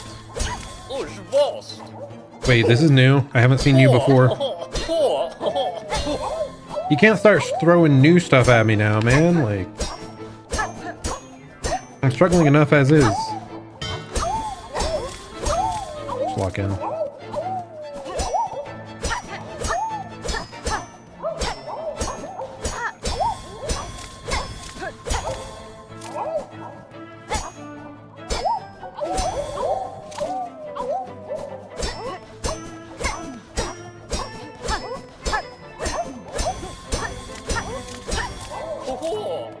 Brother, you can't do this to me twice.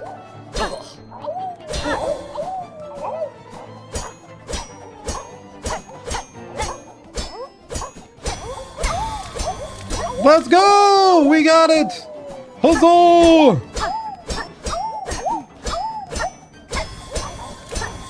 Okay, the big thing that helped was just staying fully grounded. I think it, just your dash control is so much better if you just stay on the ground.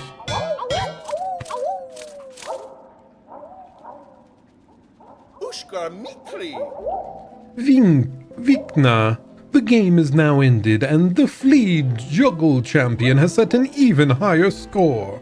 Tremble in awe, dear Fleed, at the might of our dear Miss Hornet. Oh, hear those cheers in the background. Those screams, wow, they love us. Okay, nice. Surprised I didn't do any Fleed direction manipulation. I tried to manipulate them towards the middle by like drifting back a bit, but I guess I did kind of stop towards the end and I was just doing like up slashes mostly. But there we go! We are the most powerful here. We have acquired top score and everything.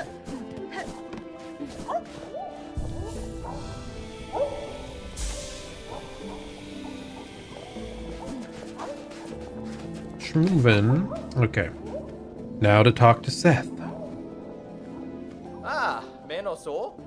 Well now, how brilliant. In all these fine games you have matched my scores and more. What wonder to be here, and able to witness a display of such profound talent. That's fine. Besting your scores proved an immense challenge, Seth. And yet you seem to have achieved them yourself with relative ease. You flatter me. But yes, my own aptitude comes to surprise me. So many skills I cannot recall learning. But do not underplay your own achievements, for they too are significant, inspiring even. In fact, for my deep respect, I insist you take the small medallion. I found it within my belongings, and know not where I came upon it. That it has a most pleasant sense. Let it serve as marker of a friendship I feel has only just begun. Buenita. Thank you, Seth. I shall keep it close. Guardian's Memento. Your achievements in the games are inspiring. In time, I may have to challenge those impressive scores. Aw, what fun.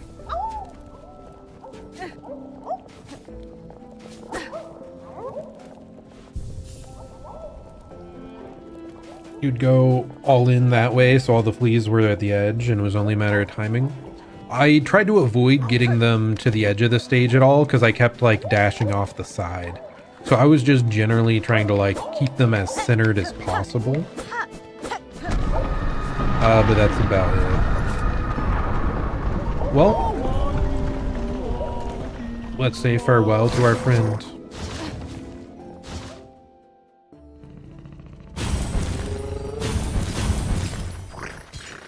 Back to Bellheart. That's gonna be a kind of short stream today here. We finished stuff up too quickly. I was too efficient over the weekend in my marking down of everything. Oh well. Like I said, I do think we're gonna go fight Lace one more time, just to, you know, leave it off with a cool battle. Yes, I did the extra race as well. Which means if we head on up here,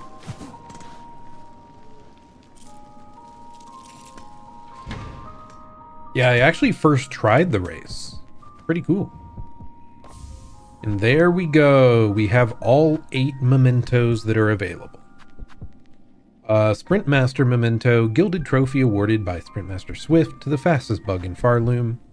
Guardian's Memento, Aged Medallion of the Wanderer Seth, a gift given in respect of great skill. But yeah, all 8 mementos acquired. I am glad we did those because, like, Conjoined Heart, that one's a really big deal. Had a boss fight associated. Hunter's Memento, okay, that was kind of stupid. That was just farming enemies I had already killed a bunch. But whatever, it's out of the way. Hero's Memento, oh, feels bad, man. Cool that he gave a memento, but so tragic. I wish we had more time with him. With Garmond and Zaza. The Craw Memento, whatever. Yeah, it's fine. Surface Memento, okay, that's cool. That was a neat platforming challenge. Guardians Memento, more lore on Seth. I love it. Sprint Master, another race challenge. And then the Gray Memento, that one was kind of weird. It was just a random boss off in the northwestern areas that I had totally missed because you have to have the Ascend over here in Sansa Karak. I don't know if he's like protecting the kingdom from something or what. Yeah, it just feels out of place. Everything else seemed to have more backing the memento somehow. Like some story that like led to fruition. But yeah, the gray one's just kind of there. Okay, the Craw Memento, that was just like a gank fight, so whatever. It was kind of cool, like... It was a cool setting, but yeah, it was just a gank fight. Whatever, it's fine. The rest are all cool then, yeah. Okay, so... Like I said, we have completed Silksong, essentially. At least on our main file. So let's just go real quick and beat the game again. So that we can see that final screen saying 100%. Why am I blanking? We go to Deep Dogs.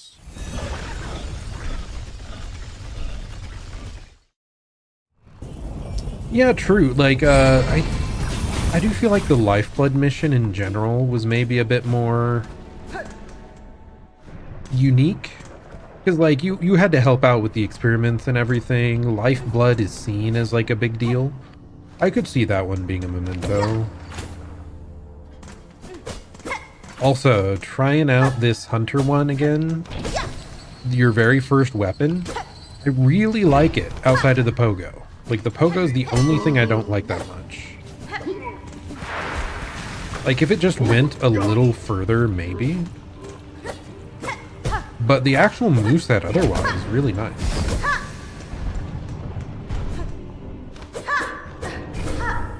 Yeah, if I want to speedrun the game, I'm gonna have to get used to it. Hey, it's the huge flea! Dude, I love that guy. He's so goofy.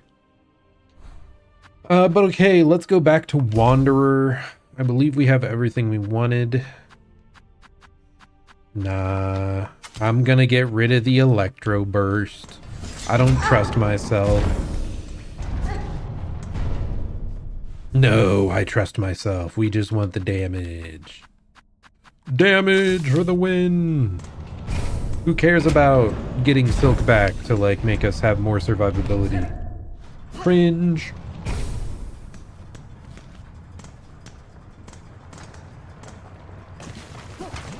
I want the cool electroshock one.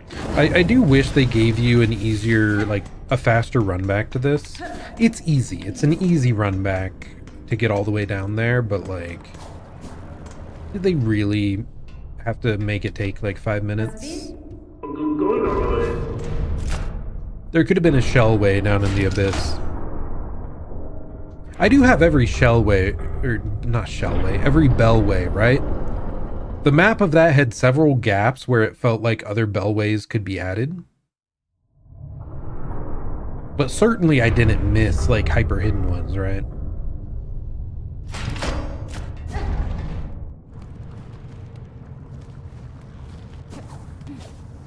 Oh, you're right. I do have an achievement for getting all of them.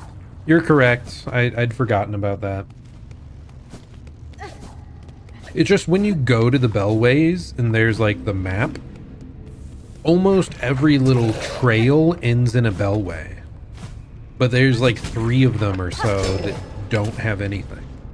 So it made me think that there was going to be more of them. Maybe it'll be DLC stuff, who knows? It wasn't even that many dead ends though. I feel like it was just like 3 of them. That's what made it weird. If every single trailing path had dead ends, I would get it. But so few, it's like, I'm missing something.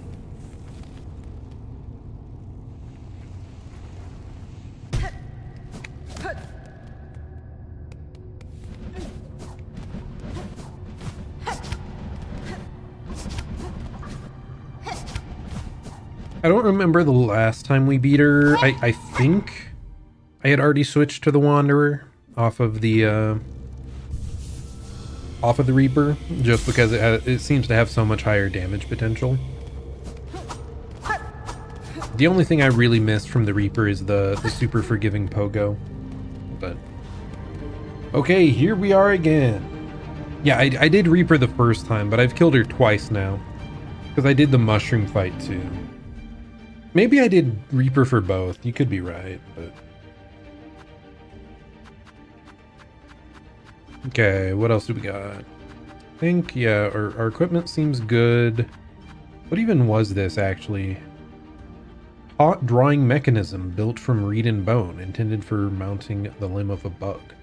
Doubles the number of tools thrown. What? You can double the amount of tools you throw? Dude, that would be crazy with the straight pin. Like, you could do double straight pin. Like, oh my gosh. I didn't even realize how busted this thing was when I picked it up over the weekend. It was one of the tools I didn't get, and it was over in bile water, like up in a hidden ceiling broken spot.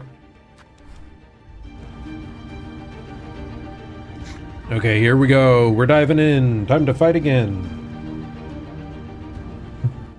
Y2 when you could have 6? Yeah, true. You could go for the tri pin or whatever it is. Threefold pin. I'm just guessing those deal less damage individually and are spread out. I haven't used them. Into the depths one last time. We've got this, I believe.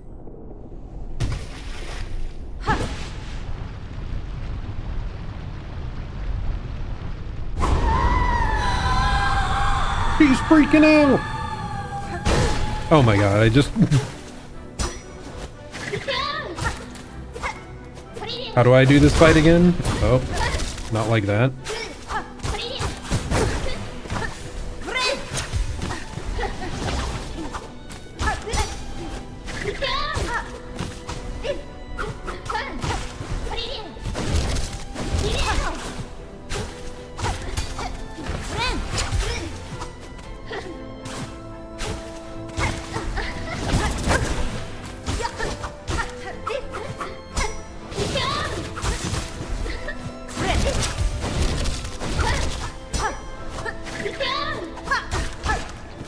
I feel like I get so many more hits in, and that lets me be so much more aggressive. They get the heals.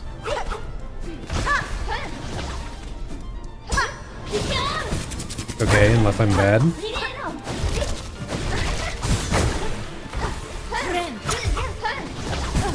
Man, I had to say something.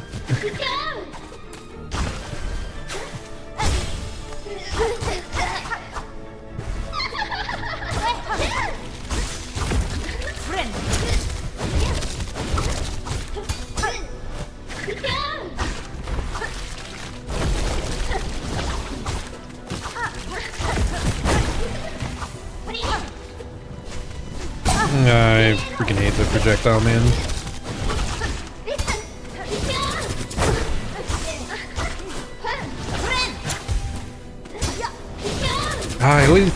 I need to break the habit of thinking dash away can, like, escape that. You have to jump when she parries. The only, like, consistent way out, I think.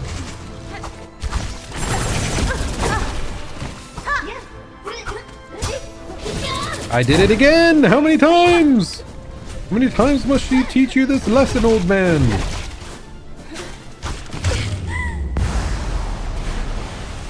phase 1, 1 HP left. Ooh.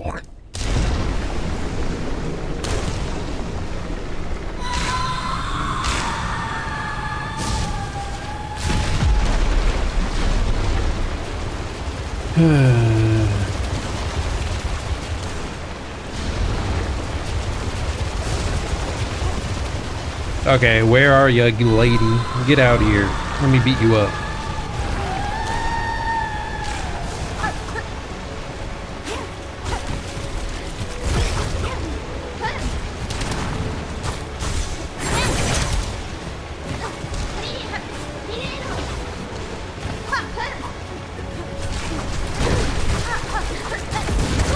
Okay, well, that was dumb. I need to stop thinking that I can punish the little beam fire stuff. Because that's like the hardest thing for me to deal with, is the projectiles. So like, don't even try to hit her and punish her during that, just evade. Stop being dumb and just focus on evades. Yeah, true. Like if I'm right on her, I can punish, but I think I just get overwhelmed if I try to do that. So I should just, unless it's handed to me on a silver platter, I should just ignore it.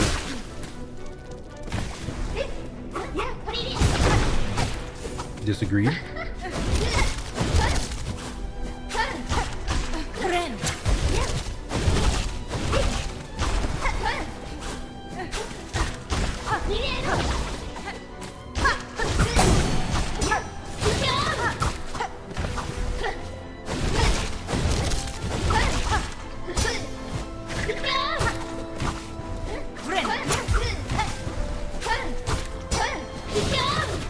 Yeah, that jump is what we want. Always go for the jump when she parries. I think just sometimes I like don't end up having the jump. Like I've already used my double jump. Double crits. We are lucky. Push her out of the way. Then we just float here.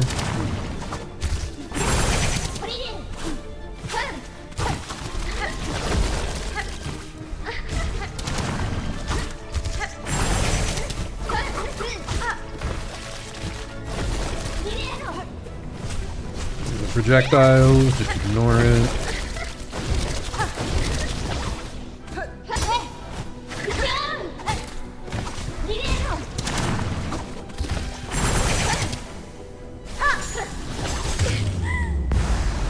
I remembered I had skills.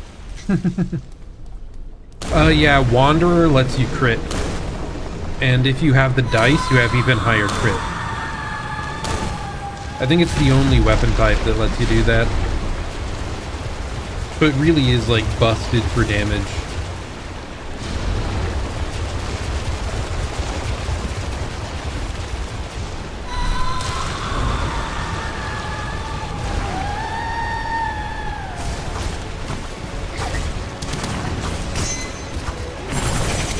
You do a little bit of critical strikes, huh?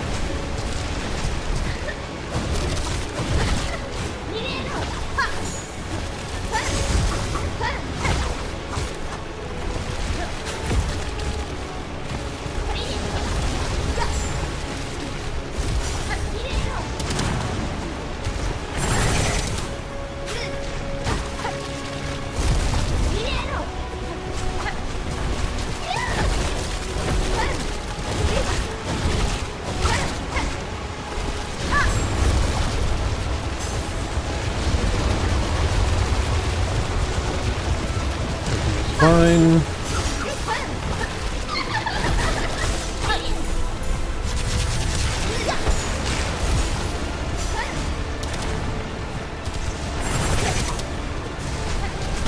No, she fell on me. She was doing so well, like not getting hit this entire last phase.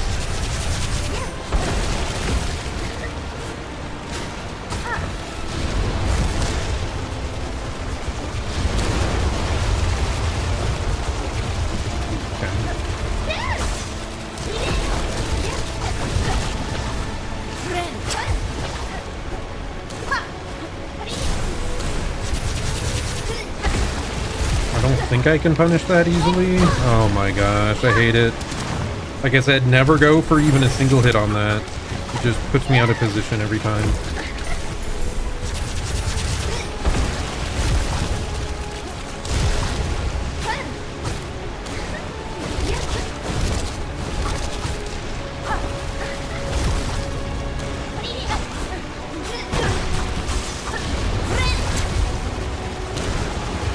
It's fine. We're doing very well still.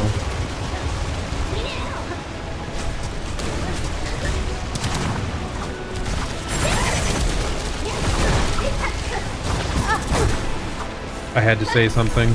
Immediately, like, hit more than the entire rest of the fight.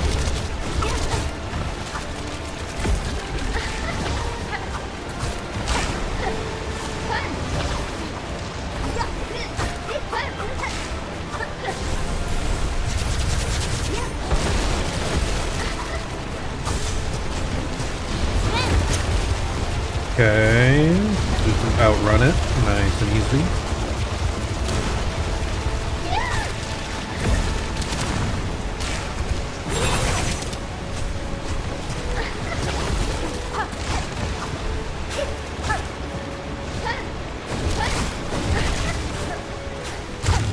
There we go. What was that, like the third attempt?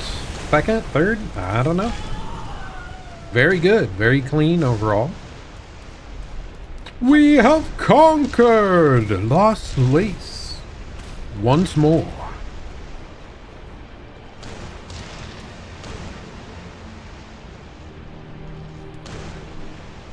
We must go. Our people need us.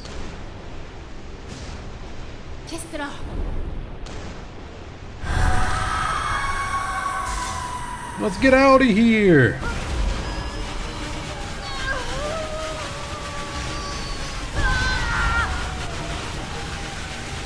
To the top!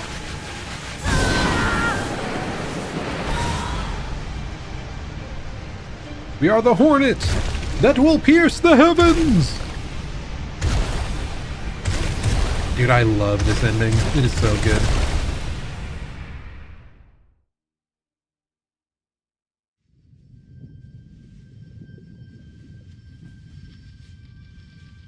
Oh no, what is happening? No!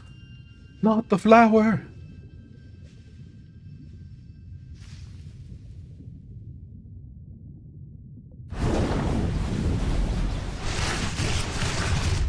It just makes me grin every time. Is that a Hollow Knight reference?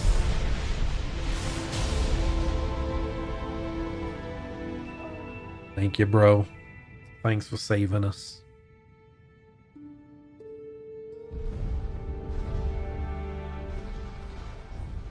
Man, I'm so excited to see what DLC this game has to offer.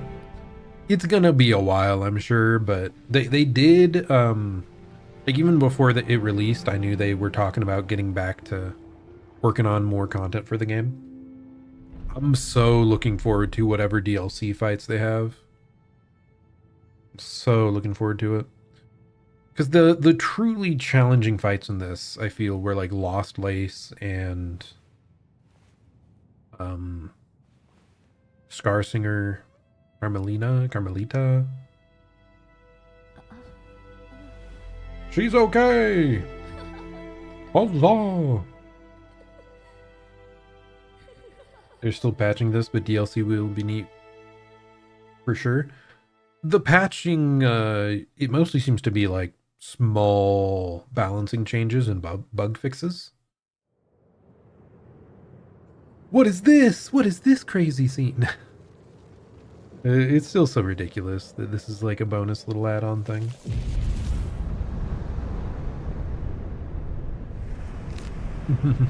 There he goes!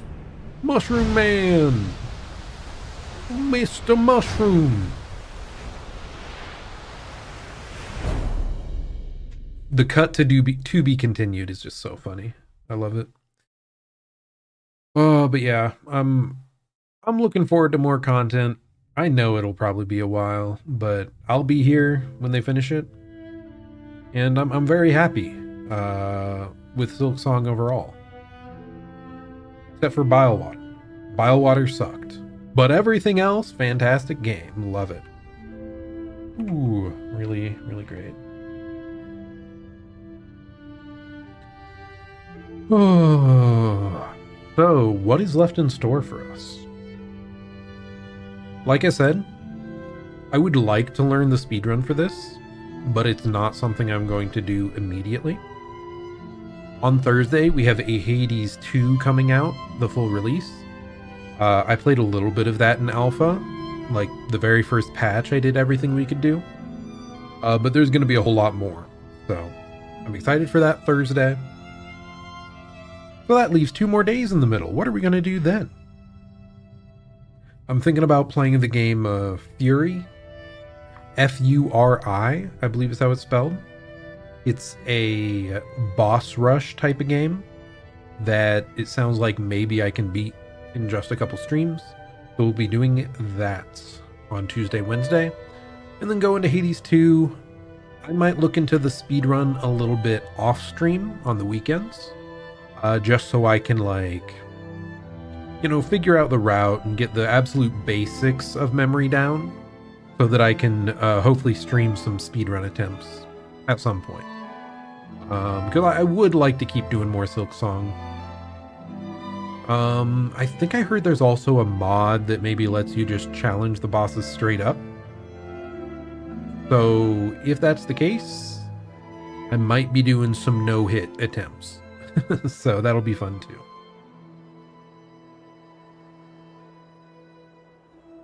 You miss Bilewater? No, I don't miss it at all. I don't miss it at all. Now, if that hidden bench was totally visible, then I think it would be understandable.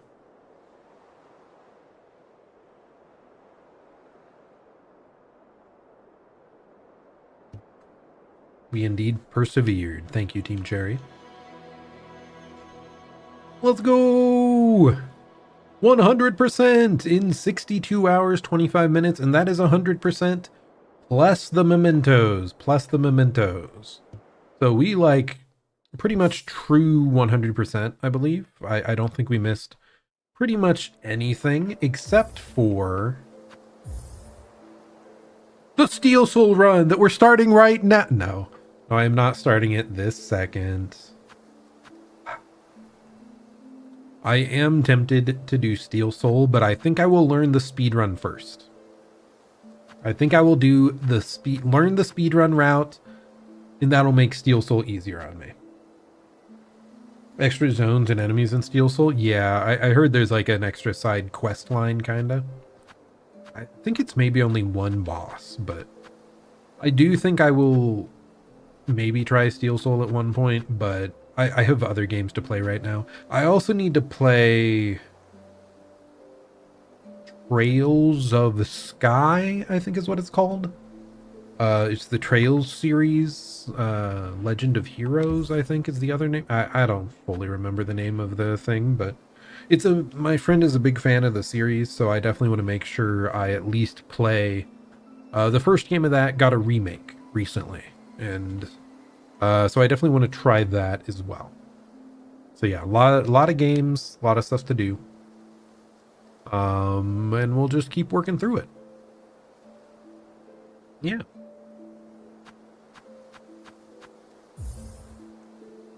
You wonder what the Silk Eater bugs are replaced by in Steel Soul? Well, I might have, again, I have been watching content now, so I kind of know. You can just turn them in for money to the guy that made, like, there's a different character. Instead of the guy that provides you with the Silk Eaters, there's a different one that'll pay you for them. So they instead become like a money exchange. Same thing as Hollow Knight then? Interesting. What was the... I don't remember an item that brought back the shade. I guess it probably existed. It's just, it's been so long since I did my normal playthrough. Did it exist? I don't remember that. Wait, rotting eggs could be used for that? What? Did you have to give them to someone? Is that maybe true? I don't think I really remembered what those were for. Yeah, okay. Yeah, I'd forgotten that you had to like turn them in somewhere. That makes more sense to me now. I'm remembering. Because that's behind like a simple key as well, I think. So I think I got it like really late when it didn't matter anyway.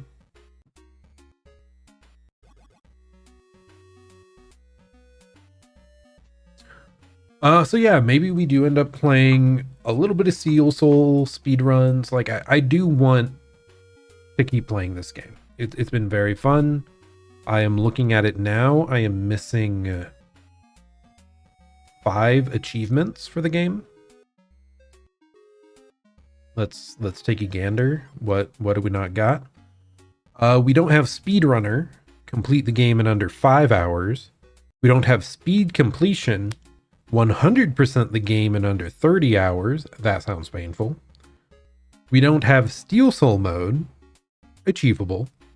We don't have Steel Heart, 100% game completion in Silksong mode. What the hell is that? That sounds annoying. And then there's one hidden achievement that if I scroll on down, what'll it tell me?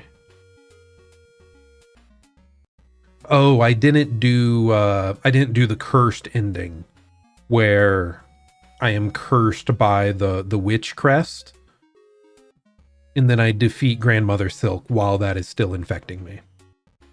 So yeah, like maybe I'll do that stuff. Maybe it won't even be on stream, honestly, for all of it. I do think I'd like to, once I learn speedrun a little bit, I'd like to do Silksong, and I'd like to try to speedrun on stream. But that's about it. You didn't know that was an ending? Ah, yes it is. There's also some little tidbits of lore you get. You know Ava down in Weave Nest Atla, starting point of the game? If you go down there while you're infected, she freaks out. And she's like, "Get out. I know what you are. You cannot consume me like you have consumed so much." Like, she freaks out, dude. She knows something about whatever dark being took root inside your soul there. So yeah, there's a bit of lore there. And yes, there's a whole different ending cutscene for like the Act 2 ending, defeating Grandmother Silk, if you are infected while it happens. So really cool. Everyone reacts to your curse, pretty neat. Yeah, I wish I had better stumbled across that. Because I think I asked you guys where to go to continue the quest, because I had gotten the Twisted Bud. I just had no idea where I was supposed to bring it and all that. I wish it had come about a bit more naturally, because I kind of like speedran things. But it is neat that if you're just infected and you have no idea what to do, you just walk around, talk to NPCs, they'll lead you where you want to go eventually. That is like really cool. That's a really cool moment in the game.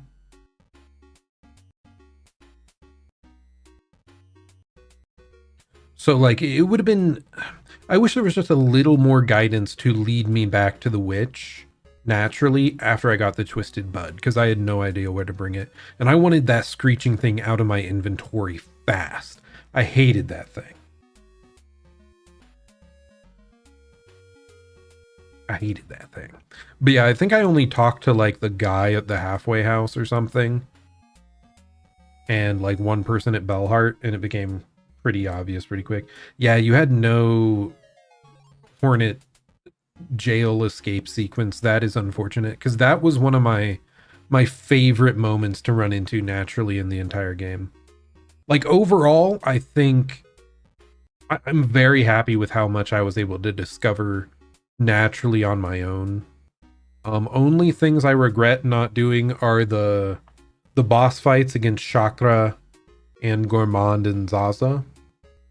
And then I wish I had more naturally found the Green Prince's ending stuff. I'm very glad you told me, because that would have sucked to have missed out on. I mean, I would have looked up where to get the other memento, but, you know, I digress. I wish that was a bit more blatant, like, that you get led there. Just the last... Finding the last bit of stuff. I wish there were more quests to lead you towards these mementos. Like, they have the quest system. Just add, like, in the super late game, maybe when you hit 90% completion, give you quests to go out and do the last remaining things. I think that's like, just like, it's a nitpick. I don't like having to feel like I need to look up to find everything. I think I mentioned as well, once Ava merged with you, I wish they had just revealed all the remaining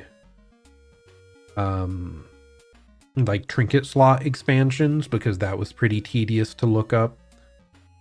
But yeah, it's a small thing. It's a small thing. I was glad they let us buy the map for the fleas, you know, all that. And overall, end of the day, like, I'm happy we did look up stuff, but everything we experienced was really, really cool. Really, really cool. Yeah, you're right. Ender Lilies does, yeah, for some reason I thought Hollow Knight did that kind of as well, but maybe I was only thinking of the grubs. Because yeah, I guess I never even found my final mask piece. Yeah, it's always been more hidden. I like it being hidden until you have beaten the game and done as much as, like, reasonably done naturally. Oh yeah, the Dark Shade Blast upgrade. I didn't get that as well until I think I looked it up or saw it online. Because you have to be in a weird little room and just intuit that you have to use the spell.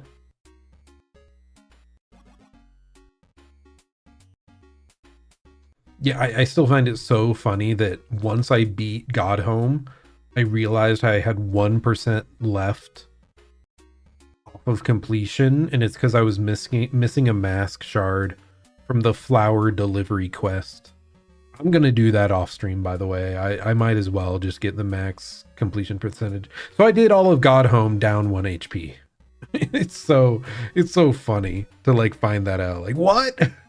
I wasn't at max power? But oh well, I digress. Most of the game was still reasonably discoverable. I was very happy with logicking out most things. There was just a few things, like I said, in game. I really wish the Bilewater bench, secret bench, was more visible. My god, that ticked me off.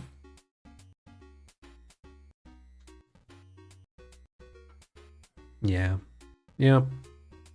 Oh, I did go back to Hollow Knight over the weekend as well. I did a little bit more of the a little bit more hit list practice on some of the bosses I didn't clear out in the Hall of Gods. And I gotta say, Silksong movement is so much better. Oh my goodness. It's not that Hollow Knight's is bad. It's great. It's nice and clean and simple. But the Hornet Dash allows for so much precise control. I adore it. I adore how much control and awesome options you have in Silksong. Like, just going back to the other game made me feel so much better about this one, even though I loved this one already. Like, just feeling the difference. Those little details in the movement, in the environment, in the art, in the bosses, like, all having stages, being a lot more nuanced, like, all of those elements, like, it's incredible. It's incredible. Yeah, Silksong movement is crazy once you get a grasp of it. Like, I think that's part of why the early game feels so difficult. Especially if you're doing Hunter's March before you get the dash. You should not be doing that. I'm pretty sure you can just go the other route, do that.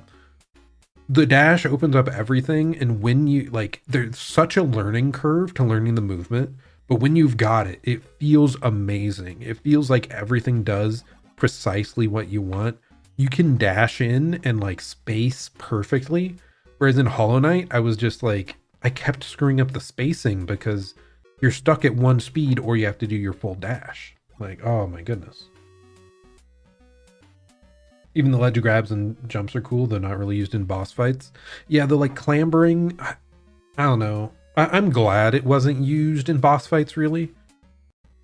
Because it frustrates me so much when I accidentally clamber over a ledge, get locked in that animation and hit by an enemy. But I will say it was a very fast animation that gives you a lot of control to get out of. So it is so much better than... Didn't Pack Souls have clambering? But it was really bad. Like really, really bad. I was so mad in that game when I grabbed a freaking ledge in the middle of a boss fight. And it's like a second of like, oh, I'm going to climb over this. Oh, I can't do any action. Oh, I got hit. Oh my God. So much better in this game, 10,000 times. Unsurprisingly, I gotta say, playing Shadow Labyrinth, aka Pack Souls, before this definitely conditioned me for suffering. Like, people said some of the parts of this game were like really punishing and painful. They don't know what I have seen. They do not know what I have seen.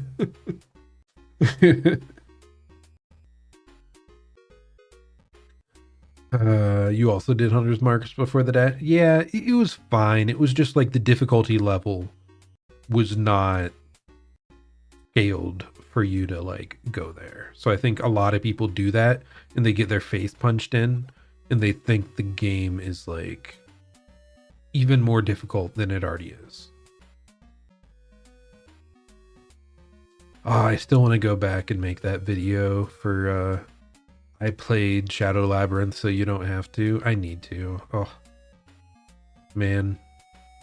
Time to take a streaming hiatus so that I can actually edit videos. Let's go! There's too many things to play, man.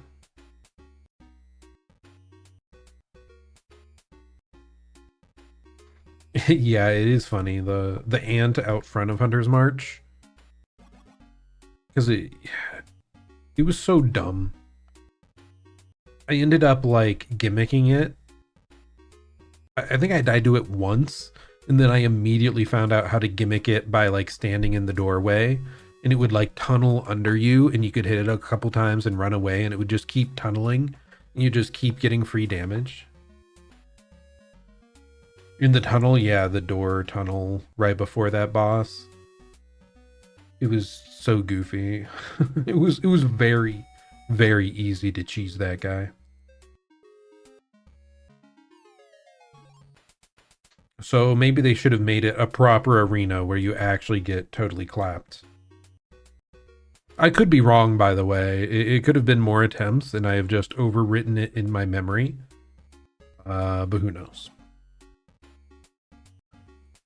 Ooh, anything else exciting coming up? I think I've said about everything. The esports season is ongoing. We're doing all right there. I'm glad a lot of kids graduated last year, like our whole Overwatch team, but we've got just as many new people around, so good stuff, good stuff.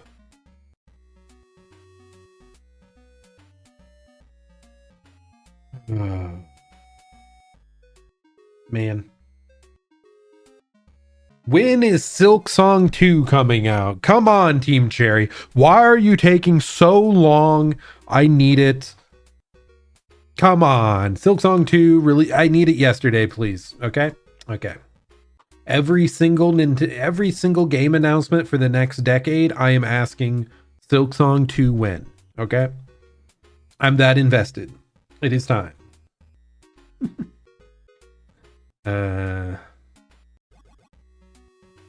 You want thread tune? Song thread tune? I mean, it's not really progression. So The next one, you know, this one, it was Hornet, who was kind of your antagonist turned friend. Is the next game going to be about Lace? He was our antagonist turned friend at the very end. Yeah, Lace main character. What do you think? What do you think? Could be, could be.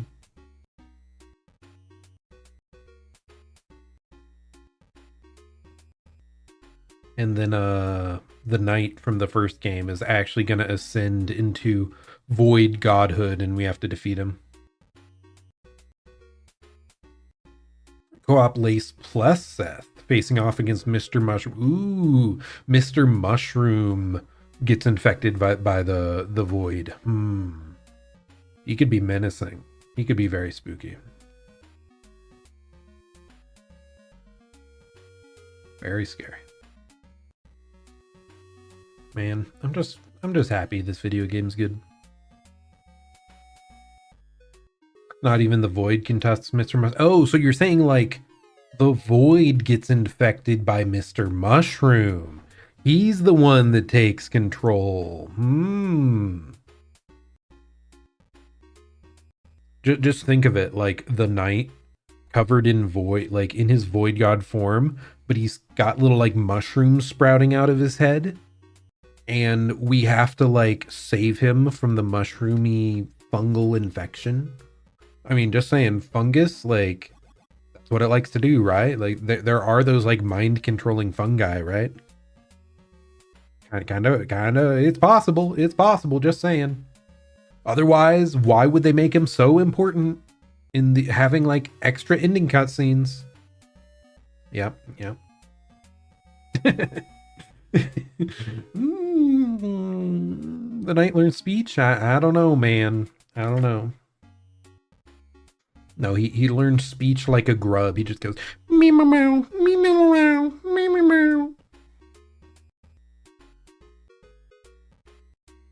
Yep.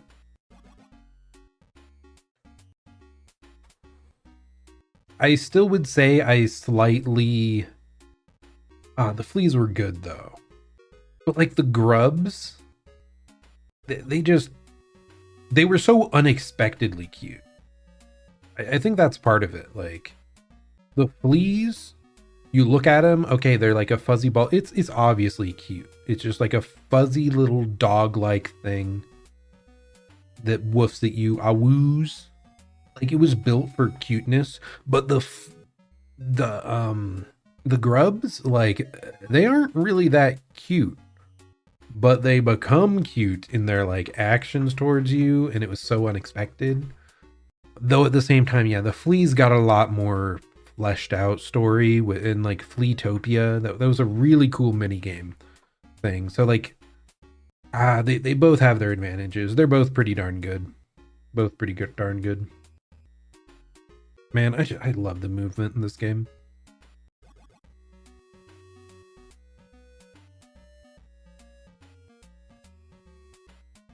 Yep. But hey, actually, did the grubs really die though? I wish we got a follow-up on that. When the grub father eats the grubs, you get an achievement called Metamorphosis. And like the charm says something about them reaching their next stage in life. He could be some weird sort of cocoon for them to like feed upon and burst into full grubber flies. I don't know, man. Maybe the grubs became the fleas. Well, I don't know about that one. Chief. It'd be nice to have a little bit of a follow-up there, though. What if it shows up in the DLC? Dude, I want DLC already. I can't stop. Oh, gosh. Okay, anyway. It's starting to get a little late. Not that late for me for streaming, but I've been awfully bad about sleeping at reasonable times this week. So I do think, like I said, tomorrow and Wednesday, we're planning to play Fury. So definitely stop by if you're interested in that. And then Thursday is Hades 2. So excited. But yeah, anyway. Oh wait, I'm stupid. I forgot. I forgot a huge thing I wanted to do. I'm sorry for rambling here. One moment. Silksong boss tier list.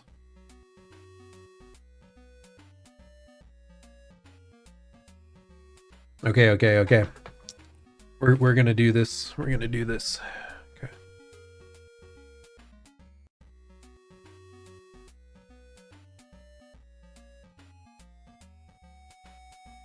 Okay. Where do we got it?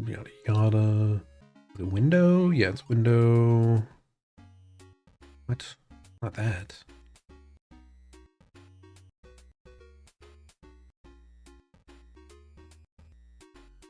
Maybe I deleted the... Yeah, I probably deleted it. Okay.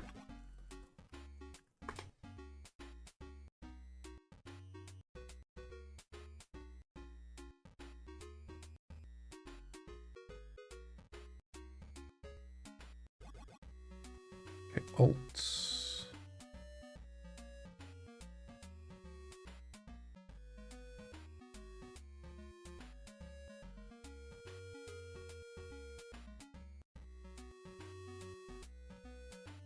Okay, there we go.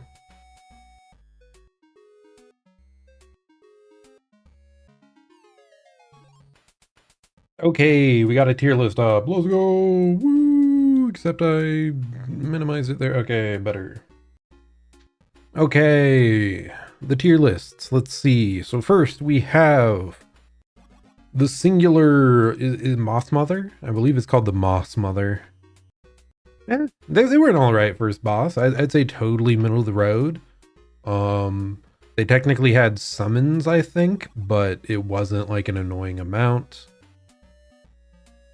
It actually was like some level of threat, even for being a first boss, which was cool. Ooh, okay. This is hard. Bell Beast. I can't put it S just because he's cute. Like, I wouldn't put it S tier just because of the Bell Beast himself being so adorable. But the fight, it's like, if we're only going off the fight, it's like a B. It was an early fight. It was kind of cool. Oh, can I make it bigger? True. Here, let's make it even larger. I'm blocked. No more me. Actually, we can cut the side down, I think, like that. There we go. Huzzah! So Bell Beast. Yeah, I think it's a B. I think it's B. Yeah, the fight is, do we even put it C? Because you're cute, you get to go to the left.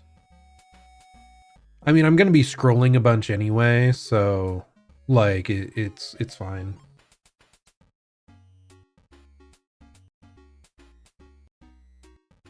Because I'd have to zoom way out if I wanted to fit like all the fights at the no, it's fine. We can do that. As we take them out, it'll like naturally shrink, so there we go. Do it right? No, I don't wanna. Okay, so Lace fight number 1. You get a B. You're fine. You're all right. I might have to adjust everything, man. I can't.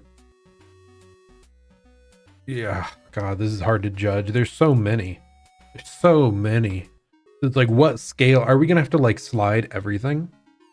But Lace fight number 1, I believe right away she has the parrying. I think she has like the light beam down attack too, which was like super badass. Like it really tells you like, hey, you're stepping into the next part of the game. Let's give you a bit of a challenge. She's cool. She's cool.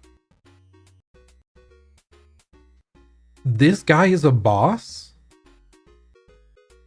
He didn't have like a text. Did he have a text pop-up? I don't think he had a text pop-up. This guy's F tier. This is the one like the throw up mole guy that was out in front of the wormways, if I am remembering correctly.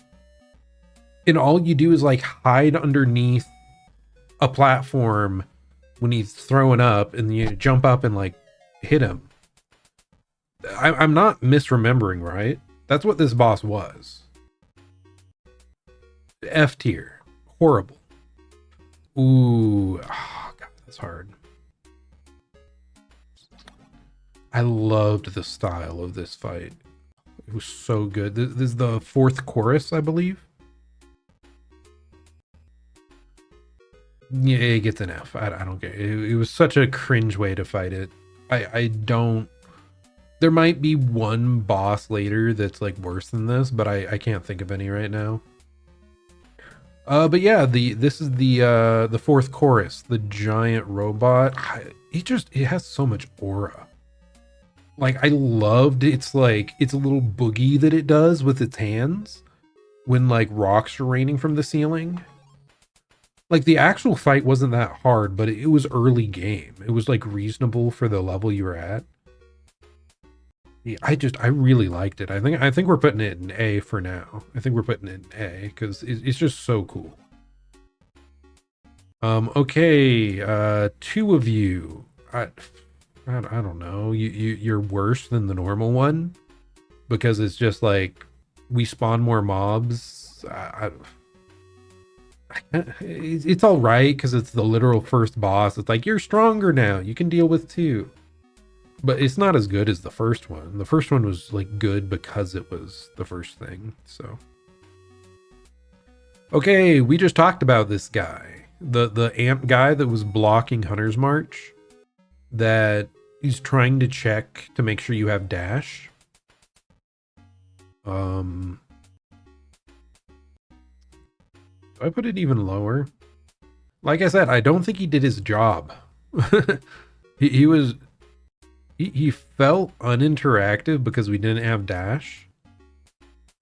But he was so easy to gimmick. And if you have dash, he's a pushover. I don't know. I think we're putting it E just because, like I said, I wish he actually properly did the job of scaring people away from Hunter's March. I think most people just brute force their way through him. Okay, we got another pretty good one. Yeah, not really a boss. It's more of an elite enemy. I agree. Both of these are just like elites. But Morwing though. God, do I put him A? I remember like I was so ticked off at this run back. But it's because I went the wrong way. I went the way where the bellways, there's like a path underneath. And you have to get past a bunch of like giant mice things. Trying to do the run back through that was horrible. And then I find out later in the game that I could have just ran left and had a 10,000 times easier time. The boss itself was really cool. I was only frustrated because of that horrible run back that I self-imposed for some godforsaken reason. I should have just gone and explored it. Like, whatever. Yeah, I went through that like 20 times. Maybe not quite that much. Maybe 12. But this is like the first wall, the actual first wall of the game. Apparently you can skip it by moving the fleas, like by doing the flea quest. I did not skip it. I am glad I did not skip it. You can go back later and fight it if you did, but it's going to be like a pushover at that point, I feel like, because you have more movement, more damage, all that. It's a B or an A for me. Like, we're gonna have to see later if you get bumped down, but like I was very happy with the actual boss fight there. And then the run back was me being stupid. So my frustration with this, not legitimate. Isn't it just a wish? Yeah, like the wish of finding 5 fleas, I believe. If you finish that, it'll skip Morwing. But like later on, after you get into Act 2, he'll just show up the left of the halfway home.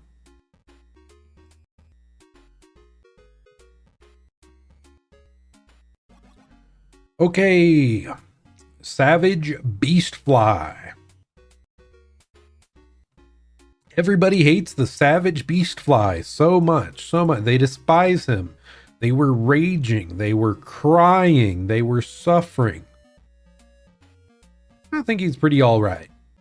I think the Beastfly hate is a bit overrated. I don't know. I think he's pretty all right.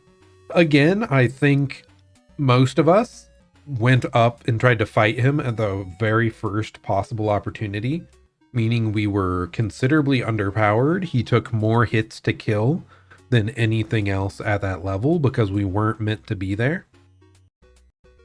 I guess for that, I moved this guy down because he did not suit the need, but I don't know. Like I like how you can drag him into his own minions and crush them.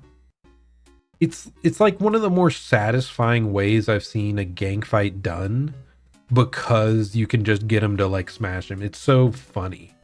It's so like satisfyingly funny. The run back was a bit annoying just because of that stupid trap that you keep accidentally running into, and there's a little bit of distance, but it's not that bad. So I think I kind of liked him. So we're putting him C. Okay, we've got Skull Tyrant. I think that's what he's called. Totally forgettable. I mean, the memorable part is that he comes to the village and roughs it up. But like the actual fight, I remember nothing of it. I think I might have died once trying to brute force him and then killed him on the second attempt. And then when I came back to Bone Bottom later, I just one-shot it. But he killed Pilby in some people's world. So he is evil. No, we're putting him in E because, like I said, just forgettable for me. Wait, is this just the second fight against him? Okay, you're both there. You're like the same. I don't know. You're both the same. Yeah, true. No, number one doesn't kill the... Okay, so we could put number two down below because he's rude and murdered our little friend in some people's world. Nah, we're putting it E. Okay, Sister Splinter. Perfectly average, I think. I was surprised they nerfed her.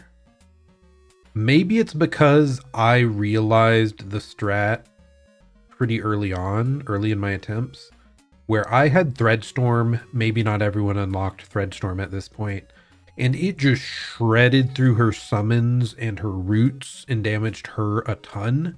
So the fight was pretty trivial for me. Actually, it's kind of a gank fight. And her hitboxes aren't the most accurate. Like her hand stomp things. And if you're just using the spell to sort of cheese it, yeah, maybe it's kind of bad. I'll maybe put her D. I like her aesthetic. But the fight, yeah, it's just a gank fight with walls. You like the fight quite a lot? Well, you're wrong. I don't know. Did I... Do I put it C? I'm kind of split. Because like I liked the aesthetic a lot. I'm just thinking about the actual fight. And I'll just put it here for like my experience. My experience was fine. Like it wasn't an annoying gank fight for me. I didn't have that much issue dodging her attacks, even though I've seen after the fact that, yeah, the slams, like they don't really line up with the hitboxes, it looks like. It's fine. Double conch fly.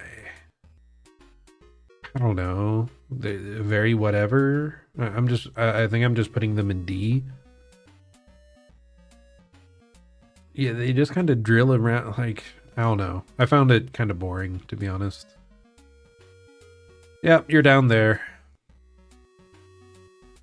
Okay, we've got Widow. Let's go, dude. Widow.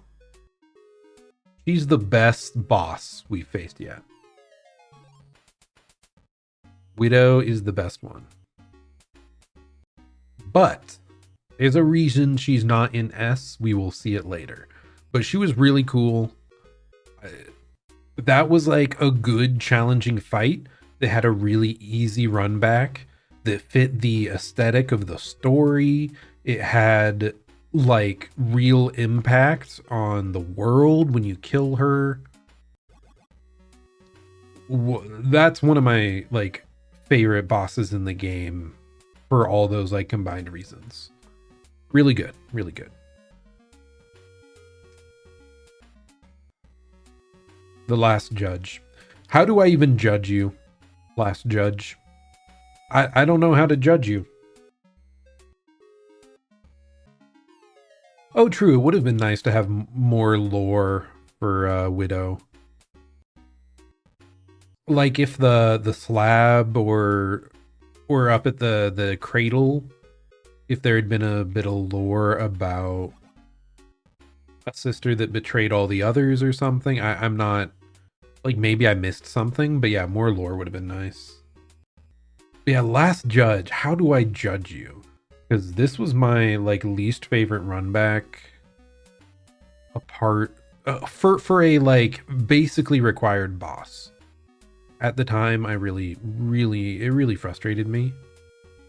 But the boss itself is pretty darn awesome.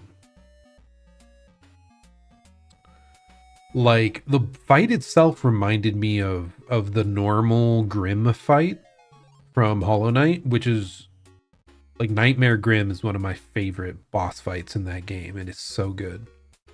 So like, yeah, it was cool. Like the boss fight itself was really cool. I just hated the run back. If I did the run back now, though, I've done it enough that I'd probably just, you know, steamroll it. At the end of the day, I think it's a good final challenge. When you conquer it, to beat Act 1, you feel so good. I think I'm putting it at A. Like a tiny demerit for the run back, but overall the boss itself is just too cool. So we put you there. Now we have, oh my goodness. I'm going to take a drink. Now we have the Clockwork Dancers, or whatever they're called. The Twin Clockwork. People loved this fight. I definitely thought it was good, but I did not love it as much as many others did. I do love the theming, the story, the aesthetic behind it. Even the moveset was cool. I just wish it had been a bit harder. I feel like I beat them so much faster than I wanted to because they were so cool. They even had 3 whole phases. But I only felt like I was being remotely challenged when it hit phase 3. So like I almost wish that phase 3 was phase 2 and then there was something else. That's just a skill issue. It's a reverse skill issue. I was too good to enjoy this fight enough. No. Yeah, it's not really the boss's fault. I'd maybe put it around Lace 1. Because like these ones, I think I just liked these a bit more. I liked, like these 3 were real challenges. This one, oh, I loved the vibe of it. Oh. I mean, I guess maybe how I feel about this one is how people feel about these guys. He just had so much character, dude, his little dancing. I mean, I guess this as well, like when the one dies and the other one's like falling apart, he does have a lot of character. It's really good. It's really good. That is a hard decision. But no, I'm being different. Sorry everyone. I'm putting it in B. I can't. Rubio!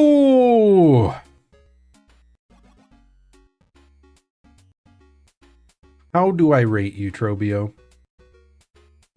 Trobio was a boss that really ticked me off when I first faced him because I just felt overwhelmed by all the flashing lights, all the projectiles. But this guy has great character.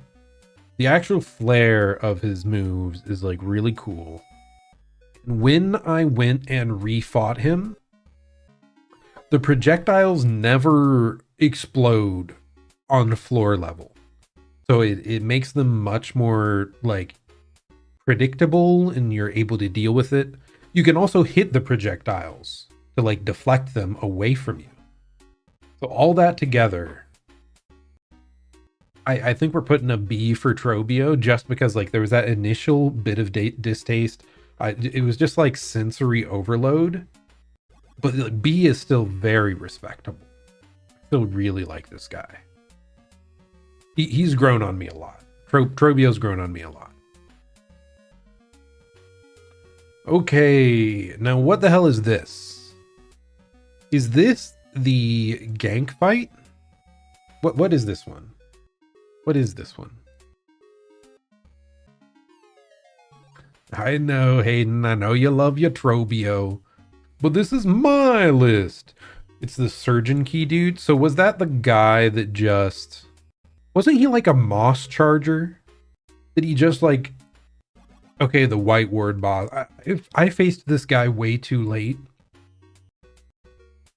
Way too late for it to be a proper challenge because I didn't find the key until like super post game. So I don't think I can properly judge him that much. But at the same time, he was like a Moss Charger with gank mobs, I think. So, do you get D? Do you get E? I think you get D. Maybe you get low. Maybe you get E. I did not like him. Like he was a pushover for me, but if it's because I was too powerful. But if I wasn't that powerful, I don't think it would have been enjoyable. Like this is not a fair rating on him because again, I did not fight him at the intended level, but oh well. Okay, now I don't even remember the name of this guy, but he's the horrific bile water boss of the horrible run back. Like, oh god, I hate this guy. Like even the fight's not interesting. You start with a gank fight against really annoying enemies at the beginning. Really annoying enemies. Yeah, Groll, that's it, Groll. The enemies like at the beginning, the little guys in shrubbery, so annoying. Maybe some of the most annoying enemies that you fight in any gank fight. And then his boss, it wasn't even that hard. But having to do the run back every time, and then like I find the secret bench finally, thank God, internet. I don't like this guy. Do we give him F tier? Do we give him E tier? Do we give him F tier? I think I give him F tier. I hate him. I hate him so much. I don't even think I like his moveset very much. Because what does he do? He just fires incredibly easy to dodge, like, spirit balls. He tries to suck you in, but it's like brain dead easy to avoid. You just hold away. And then he just, like, most of the time I got hit, it was just him flopping into the water. Like, just him dropping down and, like, body contacting you. Like, the whole thing, it was just a test of your patience to learn what the hell was happening in that fight. Because there was a lot of stuff going on in general. With the mobs, with the traps, with his few moves, but none of them were hard at all. It's just the run back sucked, and he sucked. Yeah, I'm putting him all the way at the bottom. He's all the way at the bottom. Now, total opposite end. Our first S tier boss, the first sinner. I loved this boss. This boss, incredible. Maybe my single favorite boss in the game. Maybe I'd think now different now if I went and refought it, but like it was just Widow but cranked up with like Radiance-esque nails flying around. It was super cool. Yeah, first center, first place. She's great. Yeah, that's my favorite boss, probably in the game. I mean, it's hard. She's not on the difficulty level of the hyper in-game stuff, which makes it hard for me to like put her above them. But like, she was so good. We'll put her there anyway. She deserves S tier either way. Now we got Beastfly number 2. I've already said my piece on Beastfly number 1. I think he got a little bit of a bad rap because he was not actually intended to be fought the very second you can access him. And I like how you can crush the mobs that he's got there. However, Beastfly 2, it didn't take me nearly as much time to kill Beastfly 2, but he had some horrible flying enemies that spit lava at you that like linger on the ground. And he's breaking the ground beneath you. And it's like, I didn't need another Beastfly. I've defended Beastfly enough. Like, second Beastfly, you do not live up to the first. You ain't him. You do not have his aura. Just get down there, stay in E tier. Be gone. Be gone from my sight. Okay, now we have Lace at the end of Act 2. Where do we want her? Because she's good. Is she A tier good?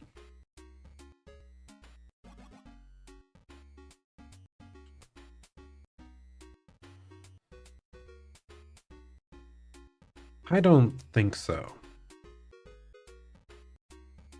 Maybe I would think differently now if I faced her, because I've faced against Lost Lace so much and I understand the parrying more, because she really turns into a parrying monster at this point. Like I was confused at what was happening. But it was a challenge. She was more challenging than Grandmother Silk, by the way.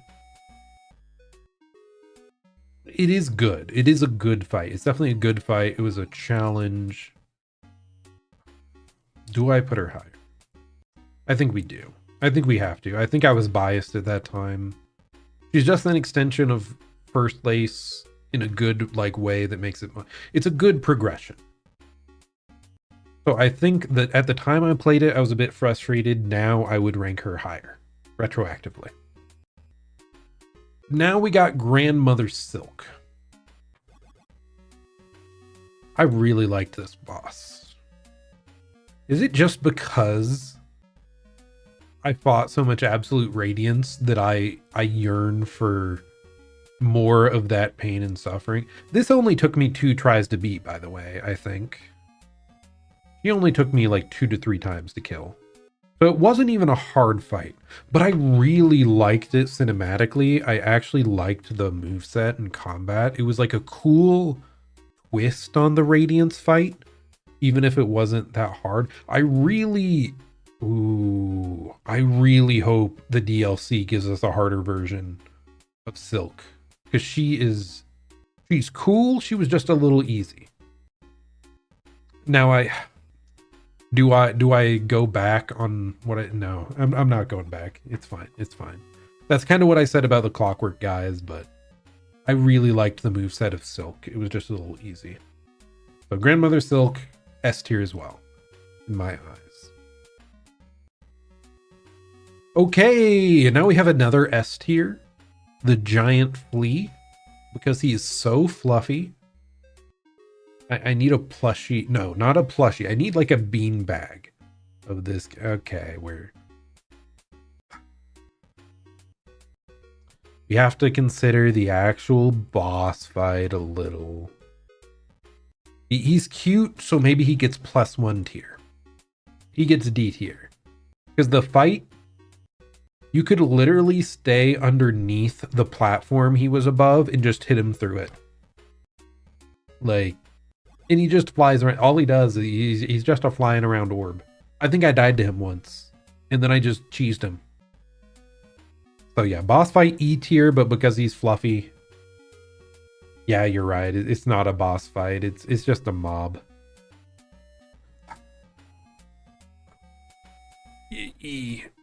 No, you don't belong with these punks. You get D. You're cute enough. You're cute, so you get D. Yeah. I'm super happy they had that, by the way. Really cool. I was not expecting the giant flea. I should have. But yeah, I love how he fills up like a third of the carriage when you ride to the next location. Really cool. Phantom, I believe. That's who this is, right? Awesome aesthetic. I really like the fact that she's an alternate route forward, especially for the speed run. It's one of the only reasons I'm even considering the speed run, because like time-wise, you can actually clear it really quickly. I like the lore of her being like Lace's older sister, but the silk is starting to like that sustains her is starting to crumble away. Phantom's really cool. Do I give her the right of A tier? No, I think I put her B tier. I found her, and I think most people find her, considerably after Last Judge. And she was much easier than Last Judge. Far easier. She was super stylish. Really liked her moveset. I want a DLC with a harder Phantom, because she is really cool. But the actual boss fight wasn't that... It just wasn't hard enough, I guess. I don't know. I'm a glutton for pain. I'm sorry. So yeah, she gets B along with Original Lace, which is still very respectable. B tier and up are the bosses that I liked a lot. Liked a lot. You thought Harder Phantom would show up in Act 3? That would be cool. I feel like you absorbed her silk for the parry skill though, maybe. So like lore wise, I don't know how they would make that work. Either way though, yeah, really cool fight. I'd love to see it a little bit harder. Awesome that she's an optional like alternative to Last Judge to clear, especially if you're someone who is struggling a lot with the difficulty and you just want to move on. I love the fact that people can look it up, see they have another route, they could get another oil damage upgrade, and they can finish the game, I think. Possibly only because she's there. So that's really cool. I do wish it was a bit more findable, because that upper left breakable wall in Sinner's Road I did not find, and it was not very obvious whatsoever. I wish it was more clear that this was an alternate route. But okay, moving on. Fire thingy. It was a big like flaming effigy thing with a bunch of little fire will-o'-the-wisp lanterns. And you get like E tier. You sucked. What was even the point of that zone? Was that zone only for you to like find the last flea? Like, I hated it. I hated those little fire lanterns. They just like track you. They take a few hits. It was just annoying. I didn't find this boss at all compelling. It was just like, just annoying. But it didn't take me that long, so I guess it's not like F tier for that. I don't know. Is it F tier? Is this guy F tier? I really didn't like it.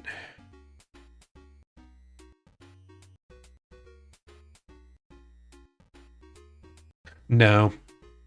These two, like I hated Grohl so much, and then this one was like hiding under the platform, and these are more annoying. But yeah, you get like the bottom of E tier. Now, this is one of the fights I missed, and I feel so sad.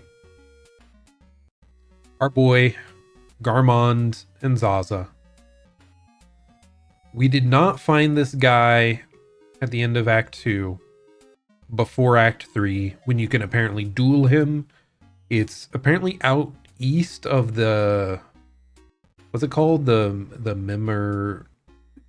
It's like the greenhouse above the Citadel, you know?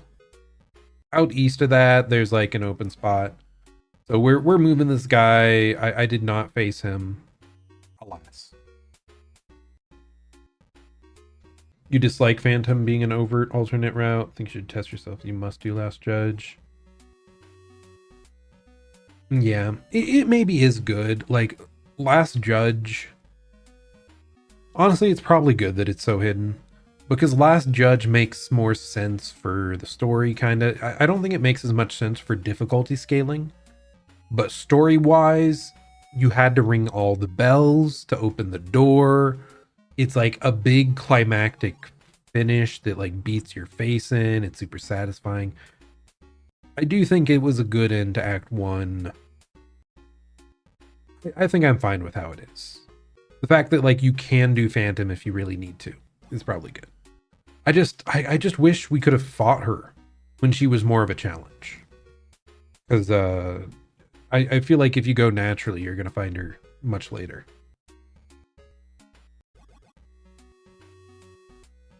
Okay, other cone thing. I don't know. I barely remember you. You just drill in lines and like shoot projectiles, I think. I don't know. These are just forgettable. Like D tier is either like they got something weird or they were forgettable. Gank fight, like I don't know. Ooh, these guys. I don't know how to judge these guys. They're the weird fire brothers that are behind the key of the deep docks. But I found this was literally the last key door that I opened. You're right, the drill, it coming back lore-wise, really cool. I liked the fact that we got to fight it. Like, just, you know, continuity-wise, it just made sense that it was Matt. Yeah, the fire brother guys, like, I don't know what to think about it, because I think I put them kind of low. They seemed annoying. Like the lava and stuff. I didn't like the fight. I think I lost, even though I should have been crazy overpowered the first time, and then I put on the lava bell and it was like trivial. I don't know. Did they summon other guys? I don't think so. Did their health scale with me somehow, I wonder? I know in Hollow Knight, some of the bosses like scale, their health scales with your nail so that they'll remain some level of challenge. It felt weird. Like, it felt like they took more hits than I expected. I don't know. I'm putting them D. Yeah, I'm putting them D. Just not very memorable for me, but not bad, I guess. What am I looking at here? Is this the cook? This is the cook.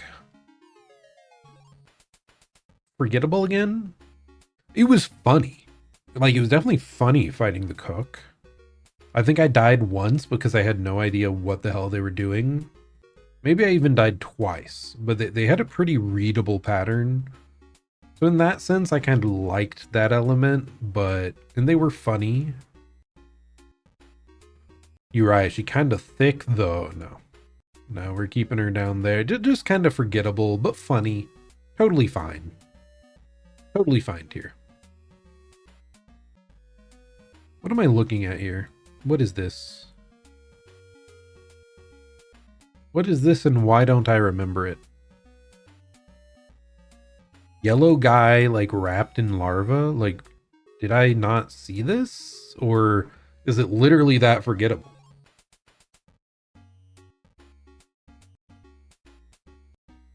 Oh, the brood mother from the... Oh, is this like sideways? Oh no, it's upright. It just like... Doesn't it try to like tackle you over and over? Ugh, that one was kind of bad. Like, it was... I didn't like it. I did not like it. Yeah, because she just like summons things and then she just tries to tackle you and it's like monotonous. But kind of annoying to evade, but like not in a fun way. Yeah. Oh, and they spit out the glue stuff you get stuck in and you have to mash out of. Yeah, it sucks. Do I put it F tier? I don't think so. Those are just... It's kind of criminal, though. It's kind of criminal. Yeah, screw it. F tier was feeling lonely. You get F tier. I just remember it being really, like... brain dead, but annoying. So. Okay, we got some sort of armored stabby thing that I don't fully remember. What was this thing from? Is this just another thing that was basically an elite enemy? Why don't I remember you?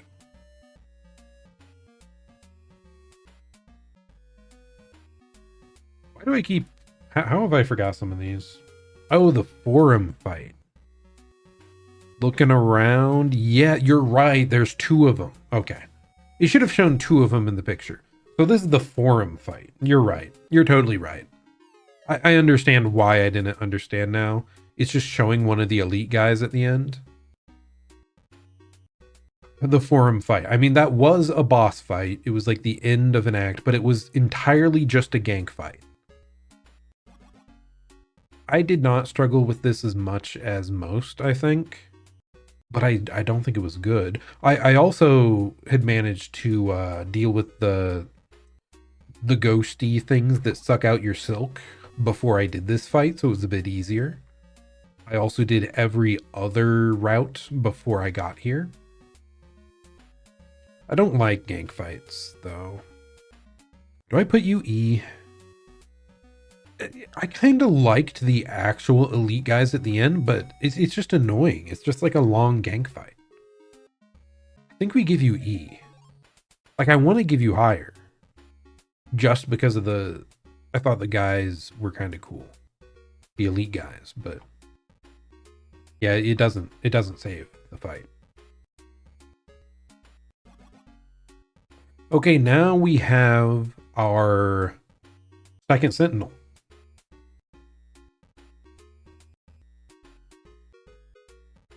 This fight was really easy. I think I first tried it. I like the character. I like the style. Did we miss anything with the Sentinel, though? I thought there would be more to it. Like, I thought Act 3 there would be something big. I guess he's the one that ends up protecting the Songclave the most. I guess that's why he ends up mattering, right? And he's also just an ally that'll pop up and help you throughout the Citadel and occasion on Act 2. But character-wise, that stuff, I do kind of like it. I wish they'd done the tiniest bit more with it. The fight was all right. Like, why am I struggling to remember? Maybe it's because I beat it in one try that I'm not giving enough weight to this guy. And maybe I'm wrong and it took me 2 or 3 and I'm just dumb. I think I'm going to give it a C. I don't feel like he had the aura on the level of Trobio, Lace One, Dancer. Yeah. I'm starting to look at these other C characters and I'm like, do we need another tier? Was I too kind to Savage Beastfly number 1? Nah, certainly not. There's definitely something wrong here. This tier is the most screwy tier of all, but we're leaving it. We're accepting our failures. Okay, the Bell Eater, I think it was called. Bell Eater. It was just Bell Beast, but a bit harder and a bit more weird and spammy. Don't think I liked it as much as Bell Eater. Like, lore-wise, scene-wise, you getting like the little Bell Beast afterwards and the faster travel options, like that was great. I didn't like going up to hit it and it's like projectile spam. I just didn't find that to be very fun. But like, is it on the level of these guys? Maybe it is. Like, aesthetically, again, and story-wise, in how it like contributed to the mechanics of the story afterwards, I like all that stuff, but the actual fight, I did not like it. It was just like spamming goo, and you had to like, I don't know. It just wasn't very satisfying. Pinmaster Lady. She was height. I kind of feel similar to Sentinel. Like, I think it might have taken me several tries, but she wasn't that crazy. I think there was one move I struggled with that took me a while to figure out, but she was all right. She just not on the level of these. We're getting pretty far here. Oh, we got Trobio number 2. He's even more pink, even more fabulous, even more explosive. I think the biggest difference was his tornado, like, fired an extra exploding trail. I think we keep him with original Trobio. This might be a fight that grows on me in the future, by the way, if I keep trying it. But like that Trobio convinced me that I kind of liked Trobio.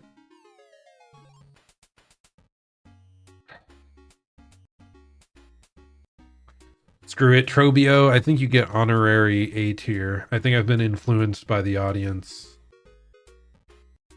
I love the fact that he is so melodramatic about the end of the world in this form. Also, crazy little tidbit. Early in the game from Chakra, you can buy a quill to update your map. But if you do not do that, and you get up to where Trobio is the first time, he has a red quill on his desk. And you can take it. And now your map icon has a little red quill. If you go all the way to Act 3 without a quill, unable to update your map, you can get the purple quill from Edgy Trobio.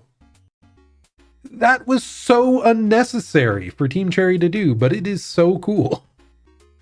It's so funny and stupid. What you love about Trobio is that he's useless lore-wise. He's just a random theater diva chilling. He's very funny. I told a friend that he will never be Grim, and I still kind of feel that way. He's not Grim, not Nightmare Grim to me, but he's grown on me. He's got style. Trobio, you're moving up in the world. Going edgy was the right choice. Plus, if you go back there later, he'll peek his head up from the floorboards. He's still alive. We could get a DLC Trobio of another color. Peek. Okay, now we have the other fight that I sadly did not do because this is an Act 2 only fight. You have to go out in front of Bellheart, ring the little ring on a stick, and she will duel you. So I wish I could have fought Chakra, but sadly we did not. Character-wise, she's triple S tier, one of my favorite characters in the whole game. Especially due to the fact that, you know, at the end she's protecting Bellheart for all she's worth. I love that these characters you meet and grow closer to actually feel involved in the world. Her protecting Bellheart, the Sentinel protecting Songhaven. I love it. But sadly we did not face her, so I cannot put her on the tier list. The freaking birds. The freaking craw mob fight. D tier, I guess. Worse than D tier. It was kind of funny though. It was kind of funny. But like it's just a gank fight. I don't like gank fights. E for gank fight. It's better than like most of these, I guess. Like we'll put these two over on the left, I suppose.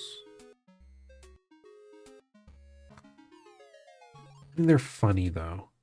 And they counter the pogos with their stupid crowns, like lore wise and like but the fight was just kind of dumb. Is it the best gank fight in the game though? Like full on gank fight? Probably.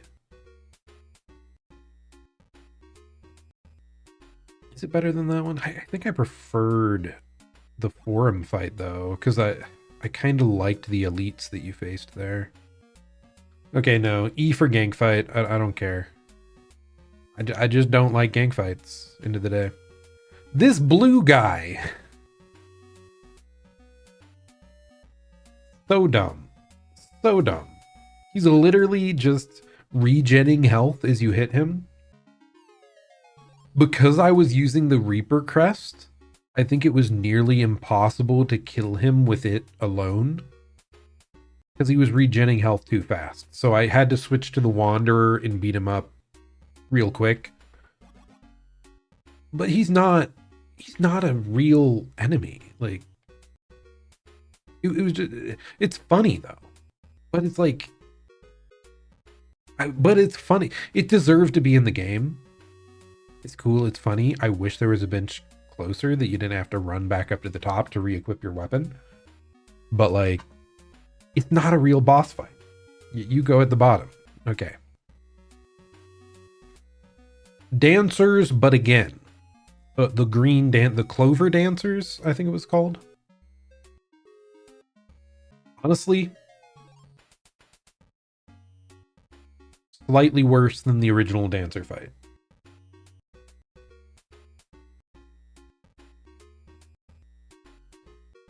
Because it didn't have the clockwork theming as much,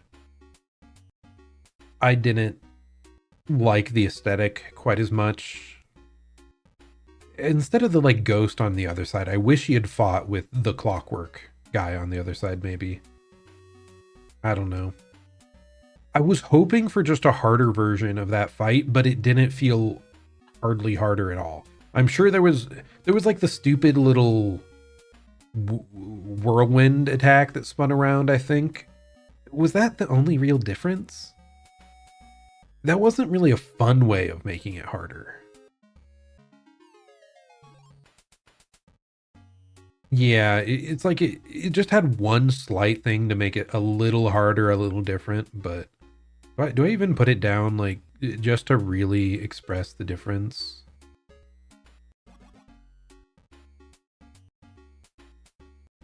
Honestly, yeah, I think it was a worse Clockwork Dancer fight.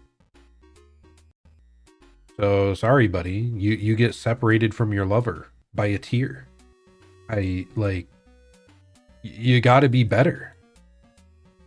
Like, what did you really do, man? You just walked around and lamented.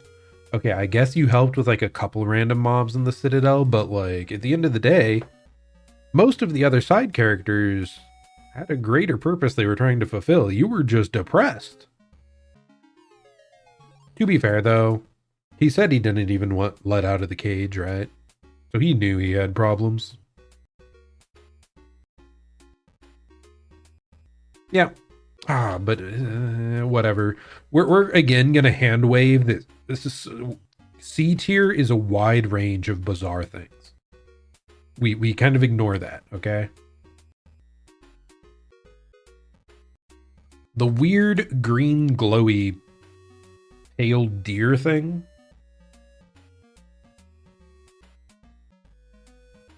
This wasn't a real boss. I don't know. E tier? It wasn't good.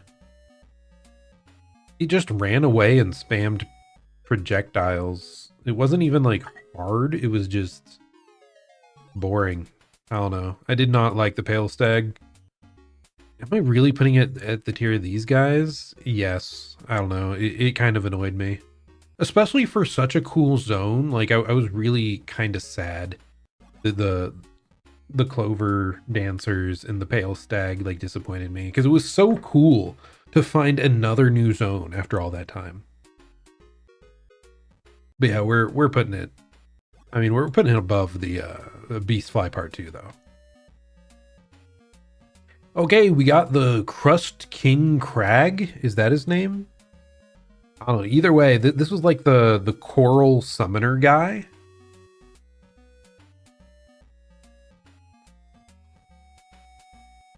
I think I'm putting him in B tier. I really liked the fact that he didn't attack you directly at all. He just summoned a bunch of spires. Like, it wasn't a crazy fight or anything. It was just kind of cool. I liked it. I don't think I loved it, but I liked it. It was good. Yeah, I think we go with B. B for Craig. I didn't really have any complaints about it. It was just neat. It was just neat. Now we have whatever the hell her name is.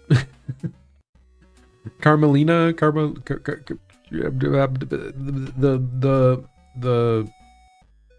the lady, the ant lady.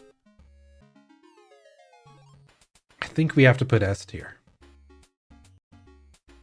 It was hard. And Perry's kind of annoying until you get a read on him. But she's cool. And she's the hardest fight in the game, probably. Barring maybe the final boss of Act 3. She's probably a little easier. But she does have a very brief gank fight before you fight her.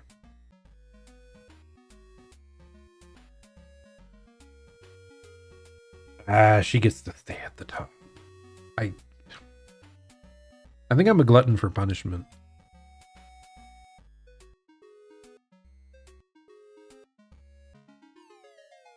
I did not like the extra run back added by the gang fight at the beginning. It just added nothing. It was just kind of annoying.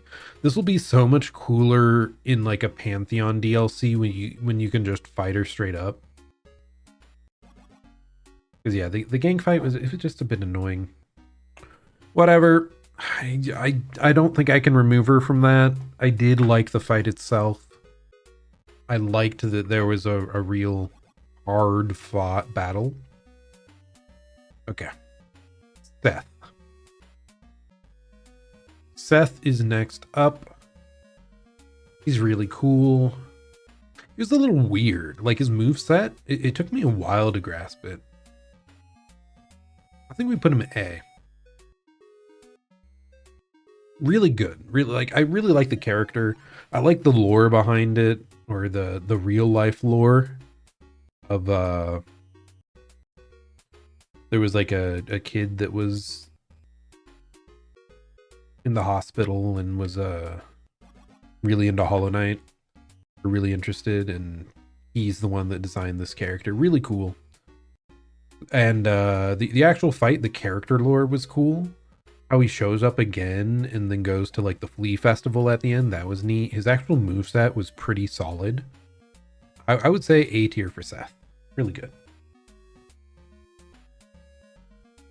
Really good. Oh yeah, also Ant Dancer Lady. Cool music, cool style. Yeah, we're keeping her S. It's fine. Okay, the stupid little like tree thing. God, it wasn't a bad fight though. Like the spirit of the tree, the heart of the shellwood. It was just a big floaty thing that like blew up the room and like threw projectiles at you. But for what it was, I thought it was really well done. I think I'll still keep it C because I didn't actively like it. But I did not dislike it as much as I thought it would. For it being a fight that you're like just above spikes the whole time and you have to just keep pogoing off of her and like avoiding explosions nonstop, jump on the wall over and over, like it was actually pretty compelling for being that type of fight. Yeah, that's the thing. It's like I thought I would hate it. This has most things I hate, apart from I don't think it had many gank elements. Maybe it summoned something at points, but if so, they weren't that hard. Okay, we got Trapper Ant Guy. I don't remember. How did I feel about this guy? I don't think I liked him. Let me think for a moment. I just remember he kept jumping into me and it was annoying. How do I not remember this, like, at all? Hides in the floor, throws shurikens. I think it just jumps at you. I don't think I liked it. I don't think I liked that boss. It's another one that I think I killed him pretty dang quick. So maybe I'm not, like, giving him full justice, but I don't think I liked him.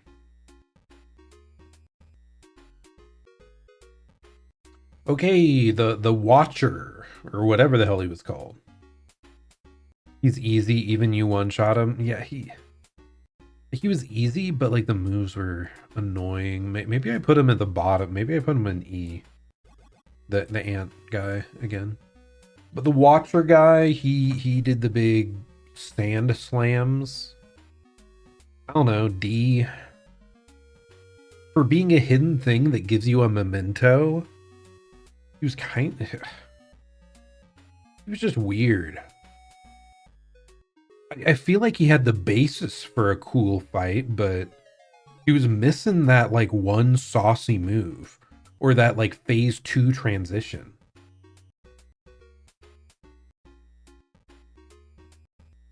Like, I think it's the expectation of him being a fight that gives you a memento and he's like hidden away and he's a late game hidden area. I had so much more expectations for this guy. And he was just whatever. So I think we're putting him in D. My boy Garmond. No. S tier character. He's great. No. But his fight was a pushover. His fight wasn't that compelling. He just waves his needle around. I think I actually died to him several times, but it was just me being stupid. But like, you're an S tier in our hearts, man. You're an S tier in our hearts. I'm sure your original fight where you have your trusty steed, probably even cooler. Yes. Oh, 07's in the chat for Garmond. So tragic, man. I was really hoping he'd live. The weird electric coral thingy majig that just has a bunch of lightning, like, I don't know, it was fine. It was whatever. Like, the speed wasn't too fast, so I guess it was okay.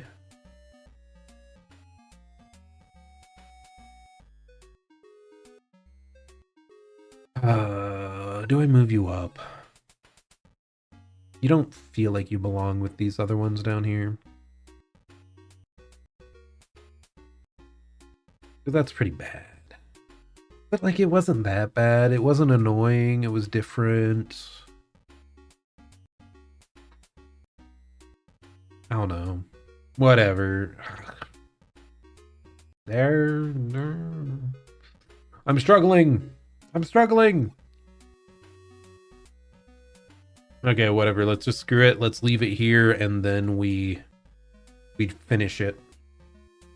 We finish it so that I don't have to think about what I ranked incorrectly.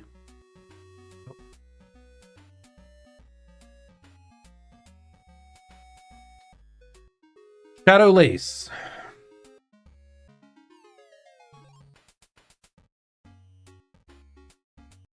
Up here at the top with all the other Weaver ladies and the Ant Dancer. He was super cool. Challenging, cool. I loved the cutscenes that followed it up. I loved the story stuff. I didn't think I would like this fight as much as I did. Because like I said, I was pretty frustrated by Lace 2 fight. But I eventually got a handle of the parries. She was an actually challenging fight. And yeah, Shadow Lace gets S tier. Very good. So we've done it. Tier list, let's go.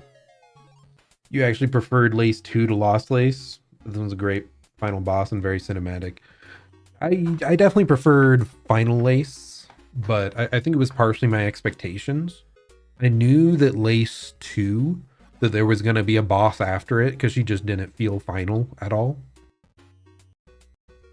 So her being harder than Grandmother Silk felt weird. Like I was kind of frustrated, but like Final Lace, I knew it was the end. It felt so climactic that like all my struggle felt warranted. But okay, yeah, we've finished Silksong. We've made our tier list. And overall, I just must say once more, excellent game. Top tier, Silksong, game of the year, apart from maybe Clair Obscur, you know, that one was that one will probably still get it and it probably deserves it, but Silksong is great. I love it. I'll definitely be playing more of this game, just not right away. Well, that's it from me then. Thank you everyone for stopping by, especially for the tier list portion. I see a lot more people are interested in this. Maybe I should just only become a tier list maker. But yeah, glad everyone stopped by, hang out. I think all my friends wanted to see what I thought of the bosses so they can complain to me about my beast fly placement later.